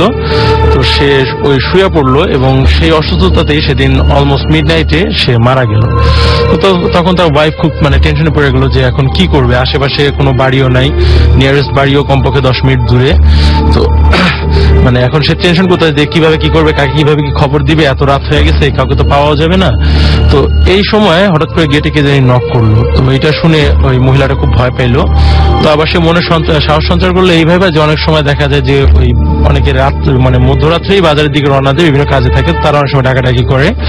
তো সে উঠে গেট খুলে দিয়ে দেখলো যে তার হাজবেন্ডের মানে ছোটবেলার ফ্রেন্ড সে গেটে দাঁড়ায় রয়েছে। কিন্তু সবচেয়ে অদ্ভুত বিষয় যে এই ফ্রেন্ডটা 2 থেকে 3 বছর আগে সে সৌদি আরব গেছিল এবং এই মুহূর্তে তার এখানে থাকার কোনো প্রশ্নই আসে না। তো সে অনেকটা অবাক হয়ে বলে কি ব্যাপার ভাই, আপনি এখানে? তখন বলে হ্যাঁ, আমি তো ফিরে আসছি, আজকে আসলাম, তাই সেই চিন্তা করলাম ওর সাথে একটু দেখা করে যাই, তো এইভাবে আসছি। তো মহিলা তাকে ভিতরে নিয়ে আসলো এবং সব ঘটনা খুলে বললো। ঘটনা শোনার পরে সে লোকটা একটু আফসোস করলো যে আহারে বেচারা মারা গেছে হেনতেন। তো তখন বললো যাক ভাবি, যা হওয়ার হয়েছে, এখন আমার তো ক্ষুধা লাগছে, আমি খুব টায়ার্ড, আমাকে কিছু পারলে খাইতে দেন। তো রাতের খাবার রান্না করা ছিল, কেউ খায় নাই, সে খাবারগুলো তাকে দিল। অদ্ভুত জিনিস হলো যে লোকটা সবটুকু খাবারই খায়া ফেললো এবং খাওয়া ফেরার পরে সে বলতো যে ভাবি আমার তো এখনো ক্ষুধা রয়েছে, তো আপনি যদি একটু পাক করে দিতে পারতেন আমাকে, তাহলে আমার ভালো হইতো।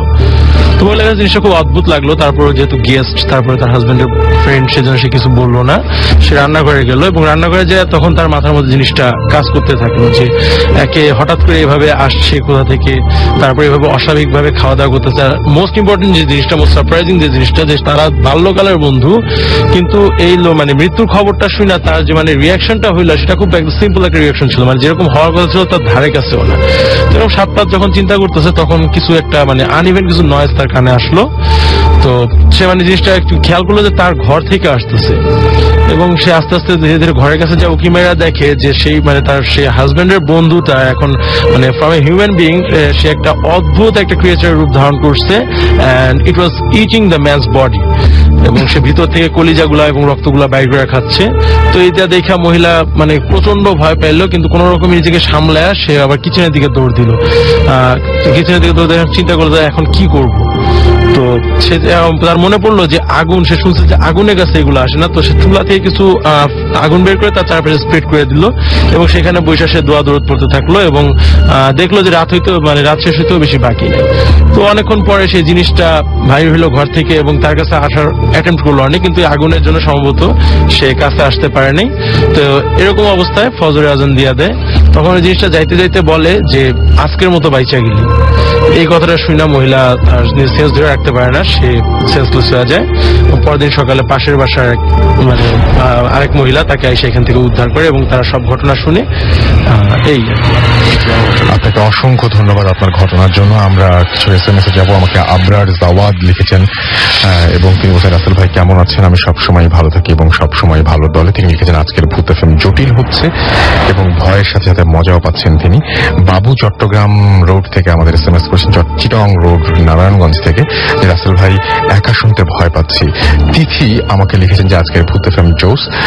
পিন্টু আমাদের লিখেছেন পুরনো পল্টন থেকে, যে রাসেল ভাই আজকে ভূত এফএম এর ফার্স্ট ঘটনাটা শুনে আমার মনটা খারাপ লাগছে। আচ্ছা, আর এছাড়া আমাদেরকে তারেক লিখেছেন যে ভাই আমি খুব ভয় পাচ্ছি। রেজা আমাদেরকে ডুমুরিয়া খুলনা থেকে লিখেছেন ভাই এভরি ফ্রাইডে ভূত এফএম এর জন্য ওয়েট করতে থাকি, আমি আজ খুব অসুস্থ, তারপরেও তিনি শুনছেন। আচ্ছা, আমি দোয়া করি আপনি খুব তাড়াতাড়ি সুস্থ হয়ে যান। সাইমুম আমাদের SMS করেছেন ডেমরা থেকে, এবং তিনি বলছেন যে আই এম হিয়ারিং অ্যালোন, এবং তিনি বলছেন যে অনেক এনজয় করছেন এবং আজকের যে এপিসোডটা সেটা তার কাছে অনেক বেশি ভালো লাগছে। ফাহিম আমাদের SMS করেছেন বসুন্ধরা থেকে, এবং তিনি লিখেছেন যে তার ফ্রেন্ড গালিব আর তিনি দুজন মিলে ভূত এফএম শুনছেন এবং আজকের কাহিনীগুলো তার কাছেও অনেক বেশি ভালো লাগছে। এছাড়াও আমাকে SMS করেছেন রাইজা, এবং তিনি এছাড়াও আমাদের নীলপরি চট্টগ্রাম থেকে আমাদের SMS করেছেন, তিনি এবং তার হাজবেন্ড মিলে ভূত এফএম শুনছেন। কাজল আমাদেরকে কেরানীগঞ্জ থেকে SMS করেছেন। SMS করেছেন জাহিদ খুলনা থেকে। এছাড়াও আমাদেরকে SMS করেছেন রঞ্জিত সিলেট থেকে। এছাড়াও আমাদেরকে SMS করেছেন শিউলি, আর সেই সাথে আরাফাত সহ আরো অনেকে। যাই হোক, আমরা আবারও নতুন ঘটনা এবং নতুন অতিথিদের নিয়ে ফিরে আসবো ছোট্ট ব্রেকের পরে। সেই সাথে জানিয়ে দিই যে একটা জিনিস শুরুতে বলা হয়নি, এখন বলি, সামনে তো ঈদ, তারও আগে শুরু হয়ে যাচ্ছে কালকে সকাল থেকেই, মানে আজকে সকাল থেকেই শারদীয় দুর্গা উৎসব। সুতরাং সমস্ত যারা আমাদের শুনছেন, যারা সমস্ত লিসনারদের আমরা জানাই ভূত এফএম এর পক্ষ থেকে শারদীয় দুর্গা উৎসবের অনেক অনেক অনেক অনেক অনেক শুভেচ্ছা। আর যারা আগামী এপিসোডটা মিস করবেন তাদেরকে একটা বলবো যে কিভাবে সেটা শুনতে পারবেন। তাদেরকে জানাই যে আগামী এপিসোডে যারা মিস করবেন তাদেরকে অবশ্যই আগাম ঈদের শুভেচ্ছা দিয়ে রাখছি। আমরা কোরবানির ঈদ নিশ্চয়ই জানেন যে কোরবানির ঈদের জন্য মানুষজন একটু বেশি ঢাকা শহর ছেড়ে বাইরের দিকে যায়, অনেকে হয়তো যাবেন। আমরা চাইবো যে আপনারা যখন ফিরবেন তখন অনেক ঘটনা নিয়ে ফিরবেন, আপনাদের ঝুড়িতে অনেক ঘটনা নিয়ে ফিরবেন। আজকে খুব ভালো লাগছে যে অনেকে প্রশংসা করছেন আজকের ঘটনাগুলোর, তো এগুলোর জন্য ক্রেডিট পুরোপুরি আপনাদের, কারণ আপনারা ঘটনা পাঠান বলে আমরা সেগুলো উপস্থাপন করতে পারি, আদারওয়াইজ এই ঘটনাগুলো হয়তো কেউ জানতোই না।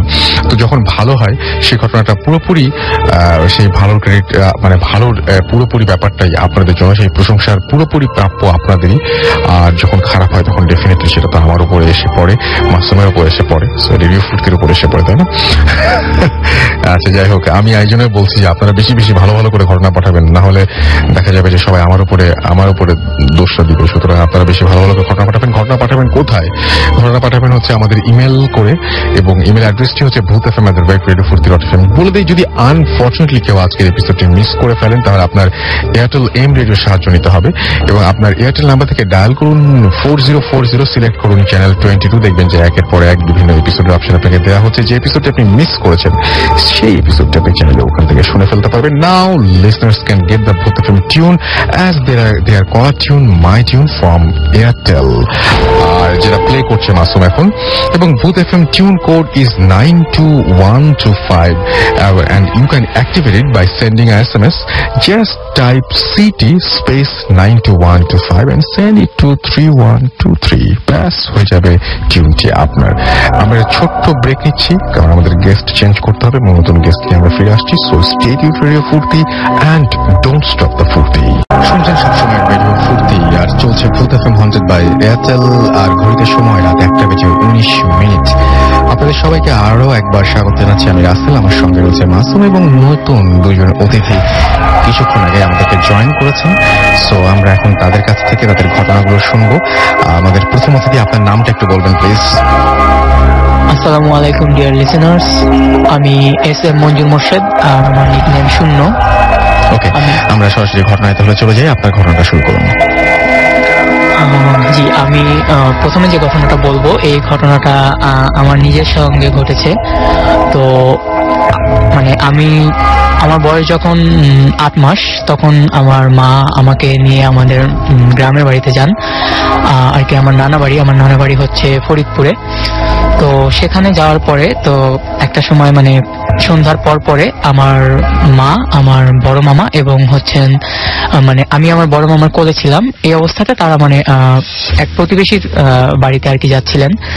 তো এই সময় যেটা হয় যে আমি যখন বড় মামার কোলে, বড় মামা আমাকে নিয়ে পার হচ্ছিলেন, তো এমন সময় একটি মানে পেঁচা মামার দিকে মানে উড়ে আসে এবং উড়ে এসে তারা মানে হাতে আঁচড় দেয়। আমি তার যে হাতে ছিলাম সেখানে একটা আঁচড় মানে এরকম আঁচড় দেওয়ার পরে তো সে তখন ব্যাপারটাকে খুব বেশি গুরুত্ব দেয় না। তো তারপরে তারা যথারীতি ওখান থেকে যে যখন বাসায় আসে তখন আমার প্রচন্ড জ্বর এবং বমি শুরু হয়। মানে এমন একটা খারাপ অবস্থা দেখা যায় যে আমার মা হচ্ছে মানে একটা মৃত্যু সংকটে ভুগে যায়, আমি মানে আদৌ বেঁচে থাকবো কিনা এরকম একটা অবস্থা।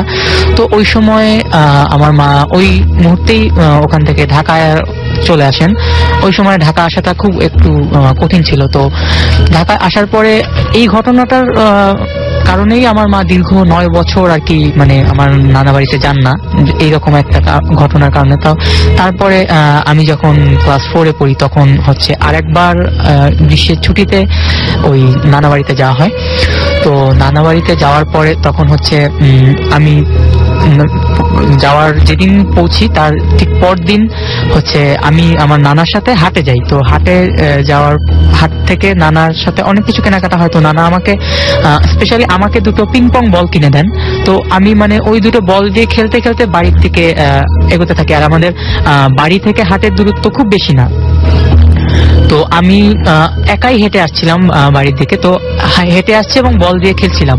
তো তখন একটা আসার পথে মানে একটা তাল গাছ ছিল। তাল গাছটার উচ্চতা বলতে গেলে 12-13 ফুটের বেশি হবে না, মানে ছোট আকৃতির একটা তাল গাছ। তো আমার পিং-পং বলটা আমি উপর দিকে যখন মারি তখন সেই বলটা ওই উপরে তাল গাছের একটা পাতার ফাঁকে আটকে যায়। তো ব্যাপার হচ্ছে আমি তারপরে ওই বলটা আটকে যাওয়ার পরে আমি নিচ থেকে ঢিল ছুটতে থাকি ওটার দিকে। কিন্তু আমার নিশানা খুব বেশি খারাপ না, অনেকবার মানে ওই ইয়েতে বলের গায়ে গিয়ে ঢিলটা লাগে, বাট বলটা ওখান থেকে পড়ে না। তো আমি তখন একটা পর্যায়ে মনে হয় যে আমি তো এই গাছটা তো ছোটই, আর তাল গাছের যে মানে পাতার সাথে যে ডালগুলো থাকে মানে একটু করাতের মতো দেখতে অনেকটা। তো আমি ভাবলাম যে আমি এটার উপর পাড়া দিয়েই হয়তো বলটা নিজে নামাতে পারবো। তো আমি তখন গাছের ওই মানে করাতে পাড়া দিয়ে গাছের উপরে একটু যে ওই ডালটা ধরি, মানে যেই ডালে আমার বলটা আটকেছে, ঠিক সেই সময় আমি মানে ওই পেঁচা অবয়বেরই একটা জিনিস দেখতে পাই যে ওই গাছের পাতার ফাঁক দিয়ে আমার দিকে উঁকি দিচ্ছে। এবং তখন আমি মানে সেন্সলেস হয়ে যাই সাথে সাথে। এবং আমার হাতে যেই ডালটা ধরা ছিল সেই ডালটাও ধারালো ছিল, তাল গাছের ডাল যেরকম ধারালো হয়। তো আমি ওই সময় স্লিপ করে নিচে পড়ে যাই এবং মানে তারপর আমি মানে জ্ঞান হারিয়ে যায় সাথে সাথে। তো আমার যখন মানে জ্ঞান ফিরে তখন হচ্ছে আমি মানে আমাকে ওই নিকটস্থ হাতে ছোট একটা মানে ফার্মেসিতে নিয়ে যাওয়া হয়েছে এবং আমার হাতে মস্ত বড় একটা মানে কেটে যায়, যেখানে মানে 16টা সেলাই দিতে হয় আমাকে ওইটা মানে ওইখানে। তো আর সবচেয়ে এখানে উল্লেখযোগ্য ব্যাপার যেটা, যে আমার শরীরের বিভিন্ন জায়গাতে আঁচড়ের দাগ পাওয়া যায়। আমি শার্ট পরা ছিলাম, আমার শার্টে কোনো জায়গায় কোনো প্রকার মানে ছেঁড়া ফাটা ছিল না, বাট শার্টের ভিতরের জায়গায় দেখা যাচ্ছে আমার শরীরে অনেক জায়গায় আঁচড়ের অনেক দাগ ছিল। এবং তারপর হচ্ছে ওইখান থেকে ওই মুহূর্তেই মানে আমি ঢাকায় চলে আসি খুব দ্রুত। তো এরপরে আর মানে আমার ওই নানা বাড়িতে যাওয়া হয়নি। এই মানে এটাই হচ্ছে মানে খুব একটা মানে ভয়ের ব্যাপার আর কি আমার কাছে। ওকে, আপনাকে অনেক অনেক ধন্যবাদ। এবং আমি এই মাঝখানে বেশ কিছু SMS পেয়ে গেছি, সেই SMS গুলো আমি পড়তে চাই। আমাকে এমিলি রোজ, আচ্ছা এমিলি রোজ নামে একটা মুভি আছে কিন্তু, যাই হোক এমিলি রোজ মোহাম্মদপুর থেকে SMS করেছেন এবং তিনি বলছেন যে আপনারা মেডিকেল স্টুডেন্টদের নিয়ে আসেন না কেন। আমি আপনার পক্ষ থেকে এবং আমার পক্ষ থেকে মেডিকেল স্টুডেন্টদেরকে আহ্বান জানাচ্ছি যে আপনারা আপনাদের ঘটনা লিখে আমাদের কাছে পাঠিয়ে দিন, ইমেল করে পাঠিয়ে দিন। আপনাদের ঘটনাগুলো যদি ভালো হয় ডেফিনেটলি আমরা আপনাদেরকে ইনভাইট করব। আর এমিলি রোজ আপনাকেও বলছি যে আপনার পরিচিত কোনো মেডিকেল স্টুডেন্ট যদি থাকে যাদেরকে আপনি চান যে আমরা ইনভাইট করি, তাদেরকে বলুন যে তাদের ঘটনাগুলো যেন আমাদের কাছে ইমেল করে পাঠিয়ে দেয়। আরো একবার বলছি, ইমেল অ্যাড্রেসটি bhutfm@radiofurti.fm। এইটা স্পেলিংটা হবে হচ্ছে BHWTFM@radioforti.fm। এছাড়া তনিমা আমাদের SMS করেছেন মাটিকাটা থেকে এবং তিনি বলছেন যে তিনি ভূত FM শুনছেন, একাই শুনতে হচ্ছে যেহেতু তার হাজবেন্ড ঘুমাচ্ছেন।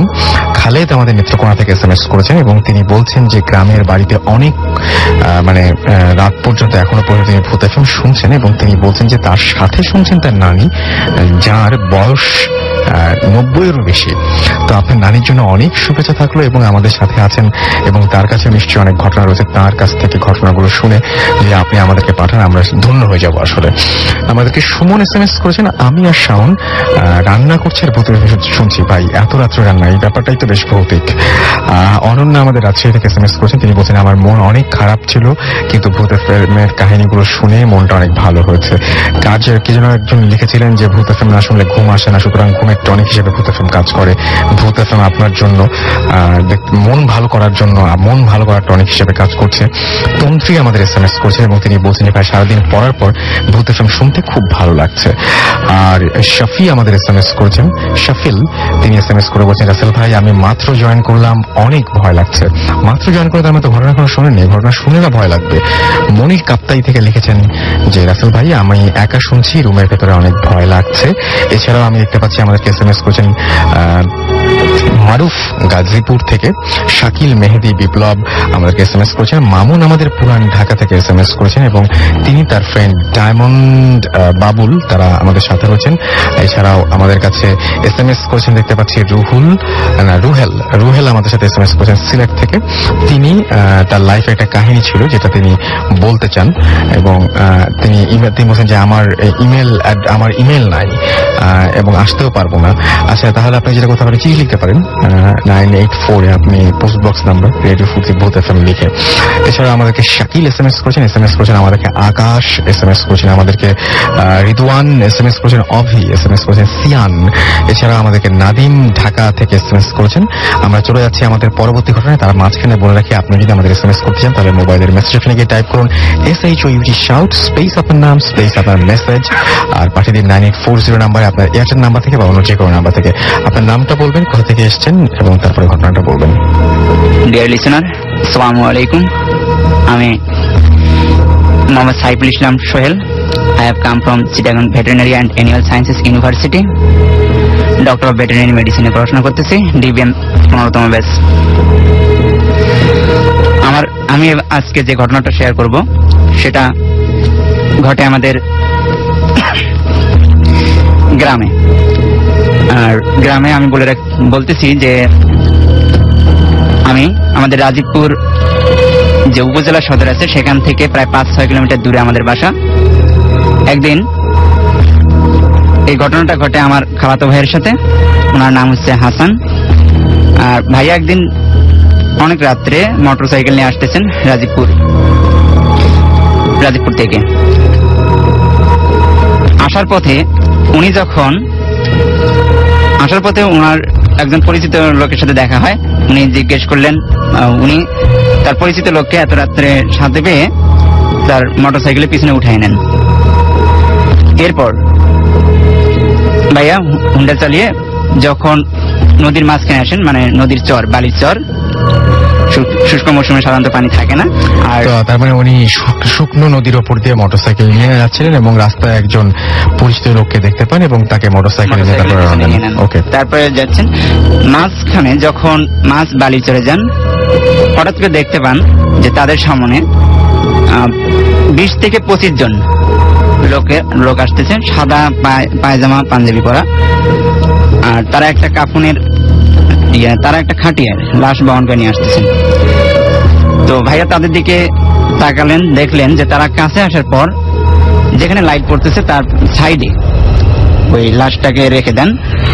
দেওয়ার পর ওই খাটিয়াকে রেখে দেওয়ার পর ওখানে জাস্ট ওদের মাঝখান থেকে একজন আসেন। আসার পরে ওই লাশটার মানে কাপড়টা সরাই নেন, নিয়ে বুকের মধ্যে হাত ঢুকে দেন। দেওয়ার পরে ওখান থেকে তার লিভার, তারপর ইন্টেস্টাইন এগুলো বের করে একদম সামনে মেলায় ধরে খাওয়া শুরু করেন। আর এই ঘটনা দেখার পরে ভাইয়া পিছনের যিনি লোকটা বসাচ্ছেন, পরিচিত লোকটা, তাকে জিজ্ঞেস করতেছেন, কি রে তুই কি কিছু দেখতেছিস?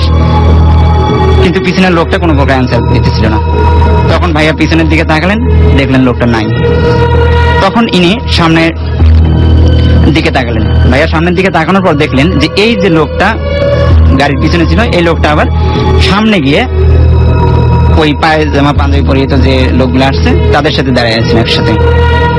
এই ঘটনাটা দেখার পরে ভাইয়া বুঝতে পারলেন যে এখানে প্যারানর্মাল ঘটনা ঘটতেছে এবং উনি খুব জোরে ওখানে চালিয়ে চলে আসেন। তারপর বাড়িতে আসার পরে ওই পরিচিত লোকটার বাসায় লোক পাঠানো হয়, নিউজ পাঠানো, যে তারপরে উনি আসেন। আসার পরে ওনাকে যখন জিজ্ঞেস করা হয় যে উনি রাজীবপুর গিয়েছিলেন কিনা, তো তখন উনি বললেন যে না, তো আমি তো আজ রাজীবপুর যাইনি। তো এই ঘটনার পরে আমি মানে ভাইয়াকে জিজ্ঞেস করা হয়নি যে আপনি বিশ্বাস করেন কিনা বা এ ধরনের কোনো ভয় পান। আপনার ঘটনা। হ্যাঁ, ওকে, থ্যাংক ইউ সো মাচ। আপনার ঘটনার জন্য আপনাকে অনেক ধন্যবাদ। অর্ণব আমাদের SMS করছেন কমলাপুর থেকে এবং তিনি বলছেন, হাউ আর ইউ? ভাইয়া আমি সবসময় ভালো থাকি এবং সবসময় ভালো লাগে। তারেক আমাদের ফতুল্লা থেকে SMS করেছেন, বলেছেন যে কেমন আছেন ভূতেরা। আমাদেরকে আরভাজ SMS করেছেন, আরভাজ খান টিপু সিলেট থেকে, এবং তিনি ভূত এফএমের সাথে রয়েছেন। শাহাবুদ্দিন আমাদের SMS করেছেন ব্রাহ্মণবাড়িয়া থেকে এবং তিনি বলছেন, রাসেল ভাই আমি এবং আমার গার্লফ্রেন্ড ভূত এফএম শুনছি। আমাদেরকে SMS করেছেন শফিকুল ইসলাম শরীয়তপুর থেকে এবং তিনিও আমাদের সঙ্গে রয়েছেন। হিমেল আমাদেরকে SMS করেছেন আমাদেরকে টুটুল, তিনি এবং তার আঙ্কেল অপু ফ্রম কল্যাণপুর, তারা দুজন মিলে ভূত এফএম শুনছেন। এছাড়া আমাদেরকে SMS করেছেন দিবা পাহাড়তলী চট্টগ্রাম থেকে, আমাদেরকে নিশীত SMS করেছেন মগবাজার থেকে এবং আমাদেরকে SMS করেছেন এছাড়াও দেখতে পাচ্ছি লিওন মিরপুর থেকে এবং মিরপুর 1 থেকে, এবং তিনি বলছেন যে আচ্ছা ছোট ভাই দুজন, ছোট দুই ভাই পবন দুজনকে নিয়ে তারা ভূত এফএম শুনছেন। রঞ্জু আমাদের SMS করেছেন খুলনা থেকে, খুব ভালো লাগছে তার কাছে। রেজা জাহাঙ্গীরনগর ইউনিভার্সিটি থেকে আমাদের SMS করেছেন এবং তিনি বলেছেন যে যখন শুধু ঢাকা, খুলনা, রাজশাহী থাকি তখন ভূত এফএম শোনেন তিনি। এবং আমার যেটা মনে হয় যে আপনি যেখানেই থাকুন না কেন রেডিও ফুর্তি আপনার সঙ্গে রয়েছে, সো আপনি যে কোনো জায়গাতেই এমনকি ট্রাভেল করতে করতে শুনতে পারেন। সুজন আমাদের SMS করেছেন ঢাকা কলেজ থেকে, তিনি ভয় পাচ্ছেন না, আপনি অনেক সাহসী, বুঝতে পারছি, সবার থেকে আলাদা। বিপ্লব আমাদের SMS করেছেন এবং তিনি বলছেন যে আমার ফ্রেন্ডকে উইশ করো প্লিজ, আমার ভয় লাগছে। আচ্ছা উইশ করবো কি কারণে আমি ঠিক বুঝতে পারলাম না, যে আপনার ফ্রেন্ডের সর্বাঙ্গীন মঙ্গল কামনা করছি। আমরা চলে যাচ্ছি আমাদের পরবর্তী গেস্টের কাছে এবং তার কাছে একটা ঘটনা আমরা শুনবো। আপনার নামটা আরো একবার বলবেন এবং তারপরে আপনার ঘটনাটা বলবেন। ডিয়ার লিসেনার্স, ইটস শূন্য হিয়ার এগেইন। আমি এবার যে ঘটনাটা বলবো এই ঘটনাটা মোটামুটি এখন থেকে 20 বছর আগের, এবং কথা হচ্ছে এই ঘটনাটা আর কি আমার মায়ের মুখ থেকে শোনা। তো আমার গ্রামের বাড়ি হচ্ছে বরিশালে, আমার দাদা বাড়ি বরিশালে। তো আমার মানে যখন আমার মায়ের বিয়ের ঠিক পর আমার দাদা বাড়িতে আর কি আমার দাদা বাড়িতে থাকতেন, এবং আমার হচ্ছে বাবারা হচ্ছে 4 ভাই এবং 3 বোন। তো আমার মানে ফুপু 3 জন, আমার ফুপুরা নর্মাল 3 জন দেখতেই মানে খুব সুন্দরী ছিলেন এবং বর্তমানেও আছেন। তো ব্যাপার হচ্ছে যে আমার যে মেজো ফুপু ছিলেন, তো তার সঙ্গে এই ঘটনাটা ঘটে।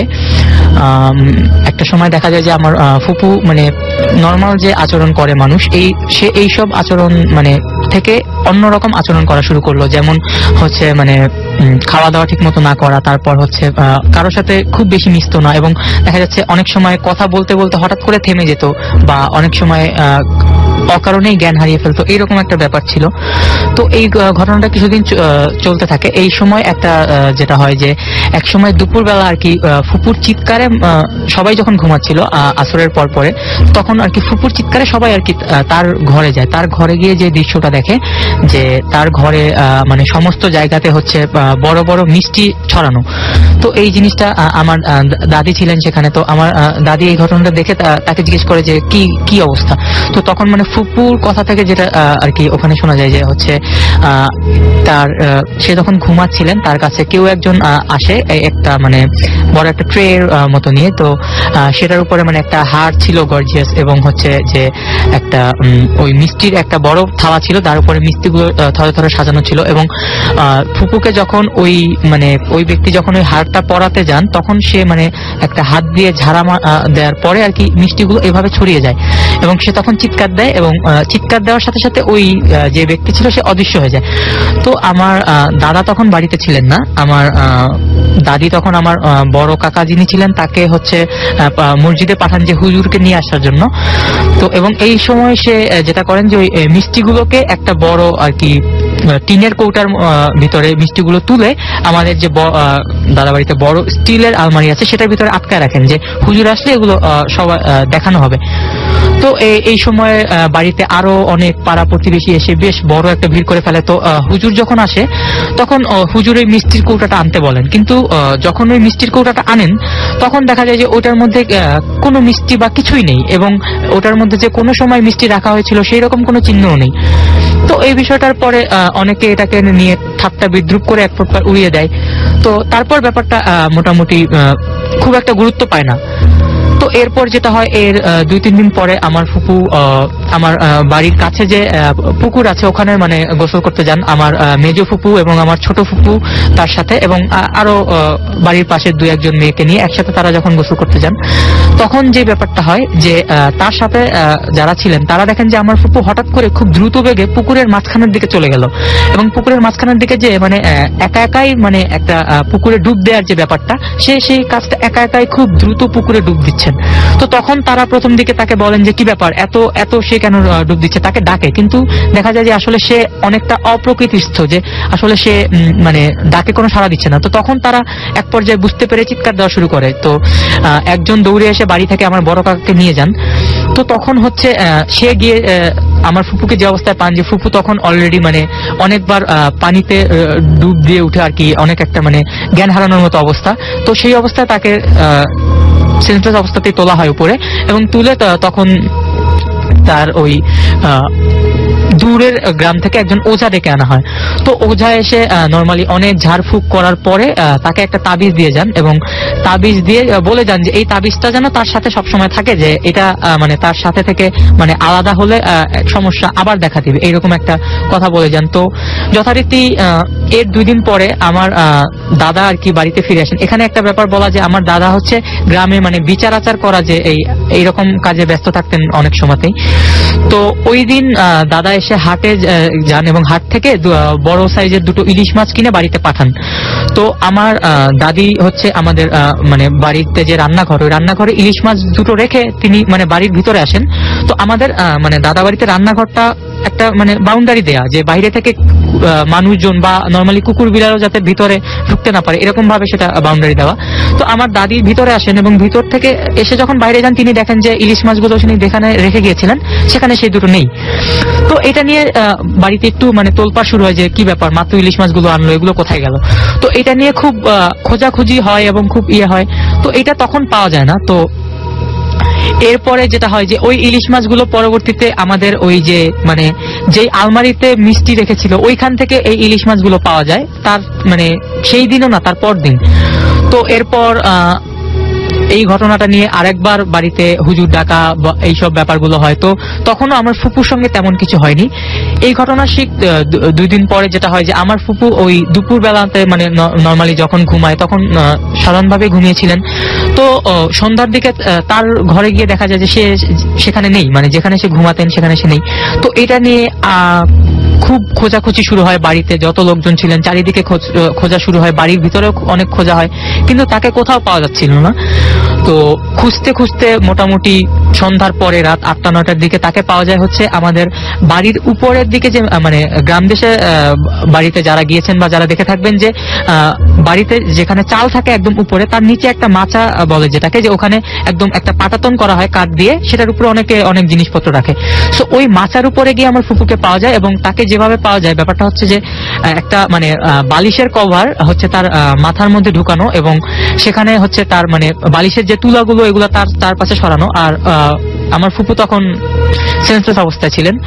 তো এরপরে তাকে ওখান থেকে ধরাধরি করে নিচে নামানো হয়, এবং এইবার হচ্ছে সবাই চিন্তা করে যে আগের ওঝা এসে এত ঝাড়ফুঁক করলো, এবার অন্য আরো দূর থেকে একজন মানে প্রসিদ্ধ একজন ওঝাকে আনা হয় আর কি। ওঝা বলতে এখানে মানে একজন হুজুরকে আনা হয় আর কি, যে মানে এসে অনেক তো সে এসে যেই সিস্টেমটা ইয়ে করেন যে ওখানে হচ্ছে মানে সে নাকি আমার আর কি মাটিতে একটা গর্ত করেন, এবং মাটিতে গর্ত করে হুজুর মানে নিজেই হচ্ছে সেই গর্তের মধ্যে নামেন আর কি, মাথা নিচের দিকে দিয়ে, মানে গর্তের মধ্যে সে মাথা দেন, এবং সে ওখান থেকে একটু পরে মুখ তুলেন এবং তার মুখের ভিতর থেকে নাকি একটা তাবিজ বের করেন। তো সেই তাবিজটা হচ্ছে আমার ফুপুকে দেন, এবং দিয়ে বলেন যে এই তাবিজটা যেন সে মানে কখনোই না হারায়, এবং তার সাথে খুব সাবধানের সাথে রাখেন, এবং তাকে বলা হয় যে তিনি যেন ওই সময় থেকে আর কি কন্টিনিউ যেন নামাজ পড়েন এবং উচ্চস্বরে যেন কোরআন তেলাওয়াত করা হয়, এর ফলে এই ঘটনাটা আর কি সমাধান হবে, তিনি এই কথাটা বলে যান। তো তারপর হচ্ছে আমার ফুপু আর বাড়ির অন্য সবাইও খুব সাবধান হয়, এবং ফুপুর মধ্যে এই জিনিসটা মানে কিছুদিন ছিল এই মানে অন্যরকম আচরণ করাটা, তারপর আস্তে আস্তে আর কি এই জিনিসটা একসময় সমাধান হয়ে যায়, তারপর থেকে আর মানে খুব বিরক্ত সম্মুখীন হয়নি। তো এই ছিল আমার ঘটনা। ধন্যবাদ সবাইকে। ওকে, আপনাকে অনেক অনেক ধন্যবাদ আপনার ঘটনার জন্য। এর মাঝখানে আমি দেখতে পাচ্ছি আমাদের আরো বেশ কিছু SMS চলে এসছে। আমাদেরকে ফারজানা লিখেছেন, ভাইয়া যারা হলে থাকেন তাদেরকে ইনভাইট করতে। আমরা আসলে ইনভাইট করতে আমাদের কাউকেই আপত্তি নেই, আমাদের কাছে ইমেল করতে হবে, কারণ আমরা একেবারেই জনে যে জিজ্ঞেস করার চাইতে যাদের কাছে ঘটনা আছে এবং যারা ঘটনা শেয়ার করতে চান, কাউকে বিরক্ত না করতে চাই আমরা, যারা ঘটনা শেয়ার করতে চান তারা সরাসরি আমাদের ইমেল অ্যাড্রেস আছে, সেখানে ইমেল করতে পারেন, আমাদের জানিয়ে দিতে পারেন। এছাড়া আমাদেরকে আপনারা SMS এর মাধ্যমে জানাতে পারেন, যদি এই ঘটনার মানে কোনো ধরনের এরকম ইনফরমেশন থাকে সেটা আপনারা SMS এর মাধ্যমে জানাতে পারেন।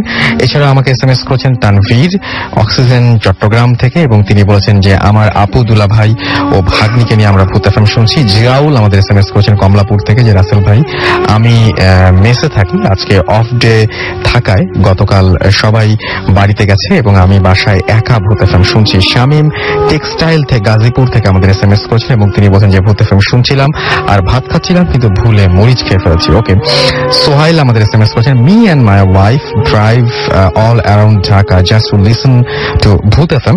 Please read our SMS, we'll be very happy. আমরা খুব খুশি হলাম শুনে, এবং জেনে খুব খুশি হলাম যে আপনারা Bhoot FM শোনার জন্য এতটা করেন এবং এতটা মানে জাস্ট একটু বেশি মজা পাওয়ার জন্যই। তো আমার কাছে অনেক বেশি ভালো লাগলো। আনবার আমাদের SMS করেছেন ধানমন্ডি থেকে, যে আমি আজকে প্রথমবার পুরোটা শুনেছি, মাও শুনেছে, ভয় লাগছে, ভাইয়া সাহস দাও প্লিজ। তো আমি আপনাদেরকে সাহস দিতে পারবো কিনা জানি না, তবে আমার ভালো লাগলো যে আপনাদের ভালো লাগছে। এছাড়াও আমাদেরকে সুহাস SMS করেছেন তুতপাড়া খুলনা থেকে, এবং তিনি বলছেন যে খুব ভয় লাগছে বাট তারপরেও ভূত FM শুনছি। মাসুদ পারভেজ আমাদের চট্টগ্রাম থেকে SMS করেছেন, এবং তিনি লিখছেন যে ভূত FM রক্স অসম, তিনি লাইট অফ করে স্টোরিগুলো শুনছেন। নাহিদ আমাদের চট্টগ্রাম থেকে SMS করেছেন, তিনি লিখেছেন যে আমরা সব সার্কেল ফ্রেন্ড সার্কেলরা একসাথে ভূত FM শুনছি, দিস ইজ রিয়েলি গ্রেট। আর আমাদেরকে রাসেল ভাই, আচ্ছা আগে নামটা লিখতে হবে, শাউট লেখার পরে নামটা লিখতে হবে। রাজু আমাদের SMS করেছেন কলেজ যশোর, আচ্ছা রাজু আমাদের SMS করেছেন এবং যশোর থেকে তিনি SMS করেছেন, এবং 22 অক্টোবর তার বার্থডে, তো জন্মদিনের অগ্রিম শুভেচ্ছা থাকলো আপনার জন্য। সাইমন আমাদের SMS করেছেন, সাইমন এন্ড এশা, তাদের কাছে খুব ভালো লাগছে ভূত FM। আমাদেরকে বাদশাহ SMS করেছেন, এবং বাদশাহ SMS করে বলেছেন যে তাদের কাছে ভূত FM অনেক ভালো লাগছে। আমি লাস্ট একটা ঘটনা আপনাদের জন্য পড়ব, এবং এটার পরে আমরা আমাদের শেষ করতে হবে, সো একটা ঘটনা আমি জানাচ্ছি আপনাদেরকে। তো এই ঘটনাটি লিখেছেন যিনি তিনি লিখেছেন যে এই ঘটনাটি পড়বেন, my mom will be very happy, she is a big fan of Bhoot FM. Hello Rasel ভাইয়া, আমি সাদিয়া তাসনিম ফ্রম ঢাকা। আমি একটা রিয়েল ঘটনা শেয়ার করতে চাই। ঘটনাটি যেমন সত্য তেমনই ভয়ের। ঘটনাটি আমার আব্বু আম্মুর সাথে ঘটেছে অনেক আগে। আব্বু আম্মু যখন বিয়ে হয় তখনকার কথা, এবং ঘটনাটি ঘটেছে ঢাকা সিদ্ধেশ্বরীতে। বিয়ের 3-4 দিন হয়েছে। তখন একদিন সন্ধ্যায় আব্বু আম্মু বের হয় এবং আব্বুর ফ্রেন্ডের বাসায় দাওয়াতের জন্য, এবং আমার দাদি বিশ্বাস করত যে নতুন বউয়ের হাতের মেহেদি না ওঠা পর্যন্ত বাইরে যেতে হয় না, তাই কিছুটা মানা করেছিলেন তিনি। বের হওয়ার সময় গেটের কাছে 2টা কুকুর দেখতে পান তারা, এবং যেগুলো খুবই অস্বাভাবিক চুপচাপ ভাবে দাঁড়িয়েছিল। আব্বুর বন্ধুর বাসা কাছে হওয়াতে তারা হেঁটে যেতে থাকে, এবং মাগরিবের মুহূর্তে হালকা আলো। কিছুটা দূর যাওয়ার পর আম্মু দেখে যে আম্মুর পিছে পিছে কেউ আসছে, অনেকক্ষণ ধরে কেউ ফলো করছে, তাই পিছনে তাকায় এবং আর দেখতে পায় যে একটি মহিলা অনেক শুকনা, সাদা শাড়ি পরা, মুখ ফ্যাকাশে, চোখ একদম ভেতরে ঢুকানো, মাটির দিকে তাকিয়ে আছে, আম্মুর দিকে তাকিয়ে নাই। তার চুল অনেক বড় আর ভেজা ছিল, মনে হচ্ছিল যে মাত্র গোসল করে এসেছে। আম্মু সরে দাঁড়ায় যেন ওই মহিলাটি আম্মুকে ক্রস করে চলে যেতে পারে, কিন্তু মহিলাটি আম্মুর পেছনে দাঁড়িয়ে আছে, যাচ্ছে না। আম্মু আবার হাঁটা শুরু করে। আব্বু জিনিসটা লক্ষ্য করে এবং লক্ষ্য করে মহিলাটা সরছে না। তখন সামনেই অন্য আরেকটি পরিচিত লোকের বাসা ছিল, সেখানে আব্বু আম্মু দুজনে ঢুকে পড়ে। আম্মু যখন তাড়াহুড়ো করে গেট দিয়ে ঢুকছে, তখন আম্মুর সাথেই তাড়াহুড়া করে ওই মহিলাটিও ঢুকে যায়। এই সময় আব্বু গেটের সামনের হাত দিয়ে মহিলাটিকে বাধা দেয়। ঠিক তখনই মহিলাটি আব্বুর দিকে এমন ভাবে তাকায়, আব্বু ভয় পেয়ে যায়। মনে হচ্ছে মহিলাটির চোখ জলজল করছে, অগ্নি দৃষ্টি। এমন ভয়াবহ রূপ আব্বু দেখেনি। আব্বু দ্রুত ওই বাসায় যায় এবং ওই বাসার আঙ্কেলদের সাথে গল্প করতে থাকে, কিন্তু এই ঘটনাগুলো বলে নাই। ওই বাসায় মহিলাটি নক করতে থাকে, সবাই ফকির মনে করে এবং ফকির মনে করে কেউ তাকে টাকা দেয়, চাল দেয়, এবং কিন্তু সে কোনোটাই নিতে চায় না এবং নেয় না। কোনোভাবেই সে সেখান থেকে যাচ্ছেও না, দাঁড়িয়েই আছে। আব্বু আম্মু ওনাদের তাও কিছু বলেন নাই। ওই মহিলাটি প্রায় 1 ঘন্টা গেটের কাছে দাঁড়িয়ে ছিল, তারপর চলে যায়। তখন আব্বু আম্মু বের হয় সেই বাসা থেকে, এবং বের হওয়ার সময় দেখে যে আবার 2টা কুকুর দাঁড়িয়ে আছে। আব্বু আম্মু দেরি না করে তাড়াতাড়ি বাসায় চলে যায়, এবং তারা এখনো বুঝলো না যে ওইটা কি ছিল, এত ভয়াবহ দেখতে। এবং তিনি বলছেন যে এই ছিল তার ঘটনা, এবং এই ঘটনাটি তিনি আমাদেরকে পাঠিয়েছেন। আমি নামটা এর আগেও বলেছি, সাদিয়া তাসনিম, এবং সেই তার বাবা মা এবং বিশেষ করে তার মা আমাদের এখানে শুনছেন, এবং আপনার মাকে অনেক শুভেচ্ছা জানাচ্ছি, এবং তিনি খুশি হবেন। আমরা অনেক খুশি হলাম যে তিনি আমাদের সঙ্গে আছেন। আমরা তার ঘটনাটি পড়ে শোনালাম। আশা করছি রেগুলার তিনি আমাদের প্রোগ্রামটি শুনবেন। যাই হোক, আজকের মতো আমাদেরকে এখানেই শেষ করতে হবে এবং বিদায় নিতে হবে, কারণ অনেক রাত হয়ে গেছে এবং আপনারাও নিশ্চয়ই এখন ঘুমাবেন এবং ঘুমানোর সময় হয়ে গেছে। কালকে অনেকের অফিস রয়েছে, সো আমাদের শেষ করতে হবে। যাওয়ার আগে জানিয়ে যাই আমাদের ইমেল অ্যাড্রেসটি। আমাদের ইমেল অ্যাড্রেস হলো bhootfm@radiofurti.fm, which is BHOOTFM@radiofurti.fm। Albin প্রোগ্রামটা হলো, তারপরেও এখনো অনেকেই ইমেল করে আমাদের জাস্ট নাম, ঠিকানা এবং ফোন নাম্বার দিয়ে বলেন যে কল মি। এরপরে কেউ বলেন আমি আসতে চাই, জাস্ট নাম, ঠিকানা এবং ফোন নাম্বার দেন। তো প্লিজ এটা না, আপনারা নিশ্চয়ই নিয়মটা জানেন। যে নিয়মটা কি, সেটা হচ্ছে যে আপনাদের অবশ্যই একটা ঘটনা পাঠাতে হবে, এবং সেই ঘটনাটি অবশ্যই অন্য সবার চাইতে ভালো হতে হবে। যদি আপনার ঘটনাটি অন্য সবার চাইতে ভালো হয়, ডেফিনেটলি আমরা আপনাকে কল করব। সো আমরা আপনাদের কাছ থেকে ভালো ভালো ঘটনার প্রত্যাশায় রইলাম। ভূত এফএম হন্টেড বাই এয়ারটেল ফিরে আসবো আবারও ভূত এফএম হন্টেড বাই এয়ারটেল নিয়ে আগামী সপ্তাহে, এবং এর মাঝখানে আপনাদের জন্য থাকলো শারদীয় দুর্গা উৎসবের শুভেচ্ছা। কালকে থেকে শুরু হচ্ছে সেটা, এবং তারপরেও আরো শুভেচ্ছা থাকলো অগ্রিম ঈদের। আশা করছি সবাই যারা দেশের বাড়িতে যাবেন তারা সবাই নিরাপদে পৌঁছাবেন আপনাদের বাড়িতে। এবং আমি একটা ঈদের সময় অবশ্যই রিকোয়েস্ট করব, 2টা রিকোয়েস্ট করবো। একটা হচ্ছে যে কখনোই বাস, ট্রেন বা লঞ্চে এই সময় অতিরিক্ত যাত্রী হয়ে উঠবেন না, এটা আপনার জীবনে ঝুঁকি বয়ে নিয়ে আসবে।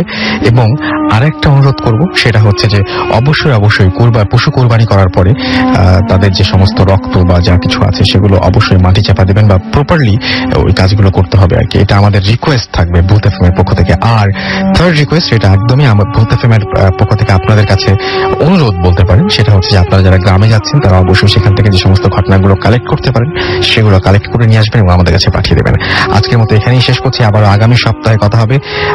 আপাতত সেই পর্যন্ত আপনারা ভালো থাকুন, সুস্থ থাকুন, সুন্দর থাকুন, নিরাপদে থাকুন, যেখানেই থাকুন না কেন নিরাপদে থাকুন।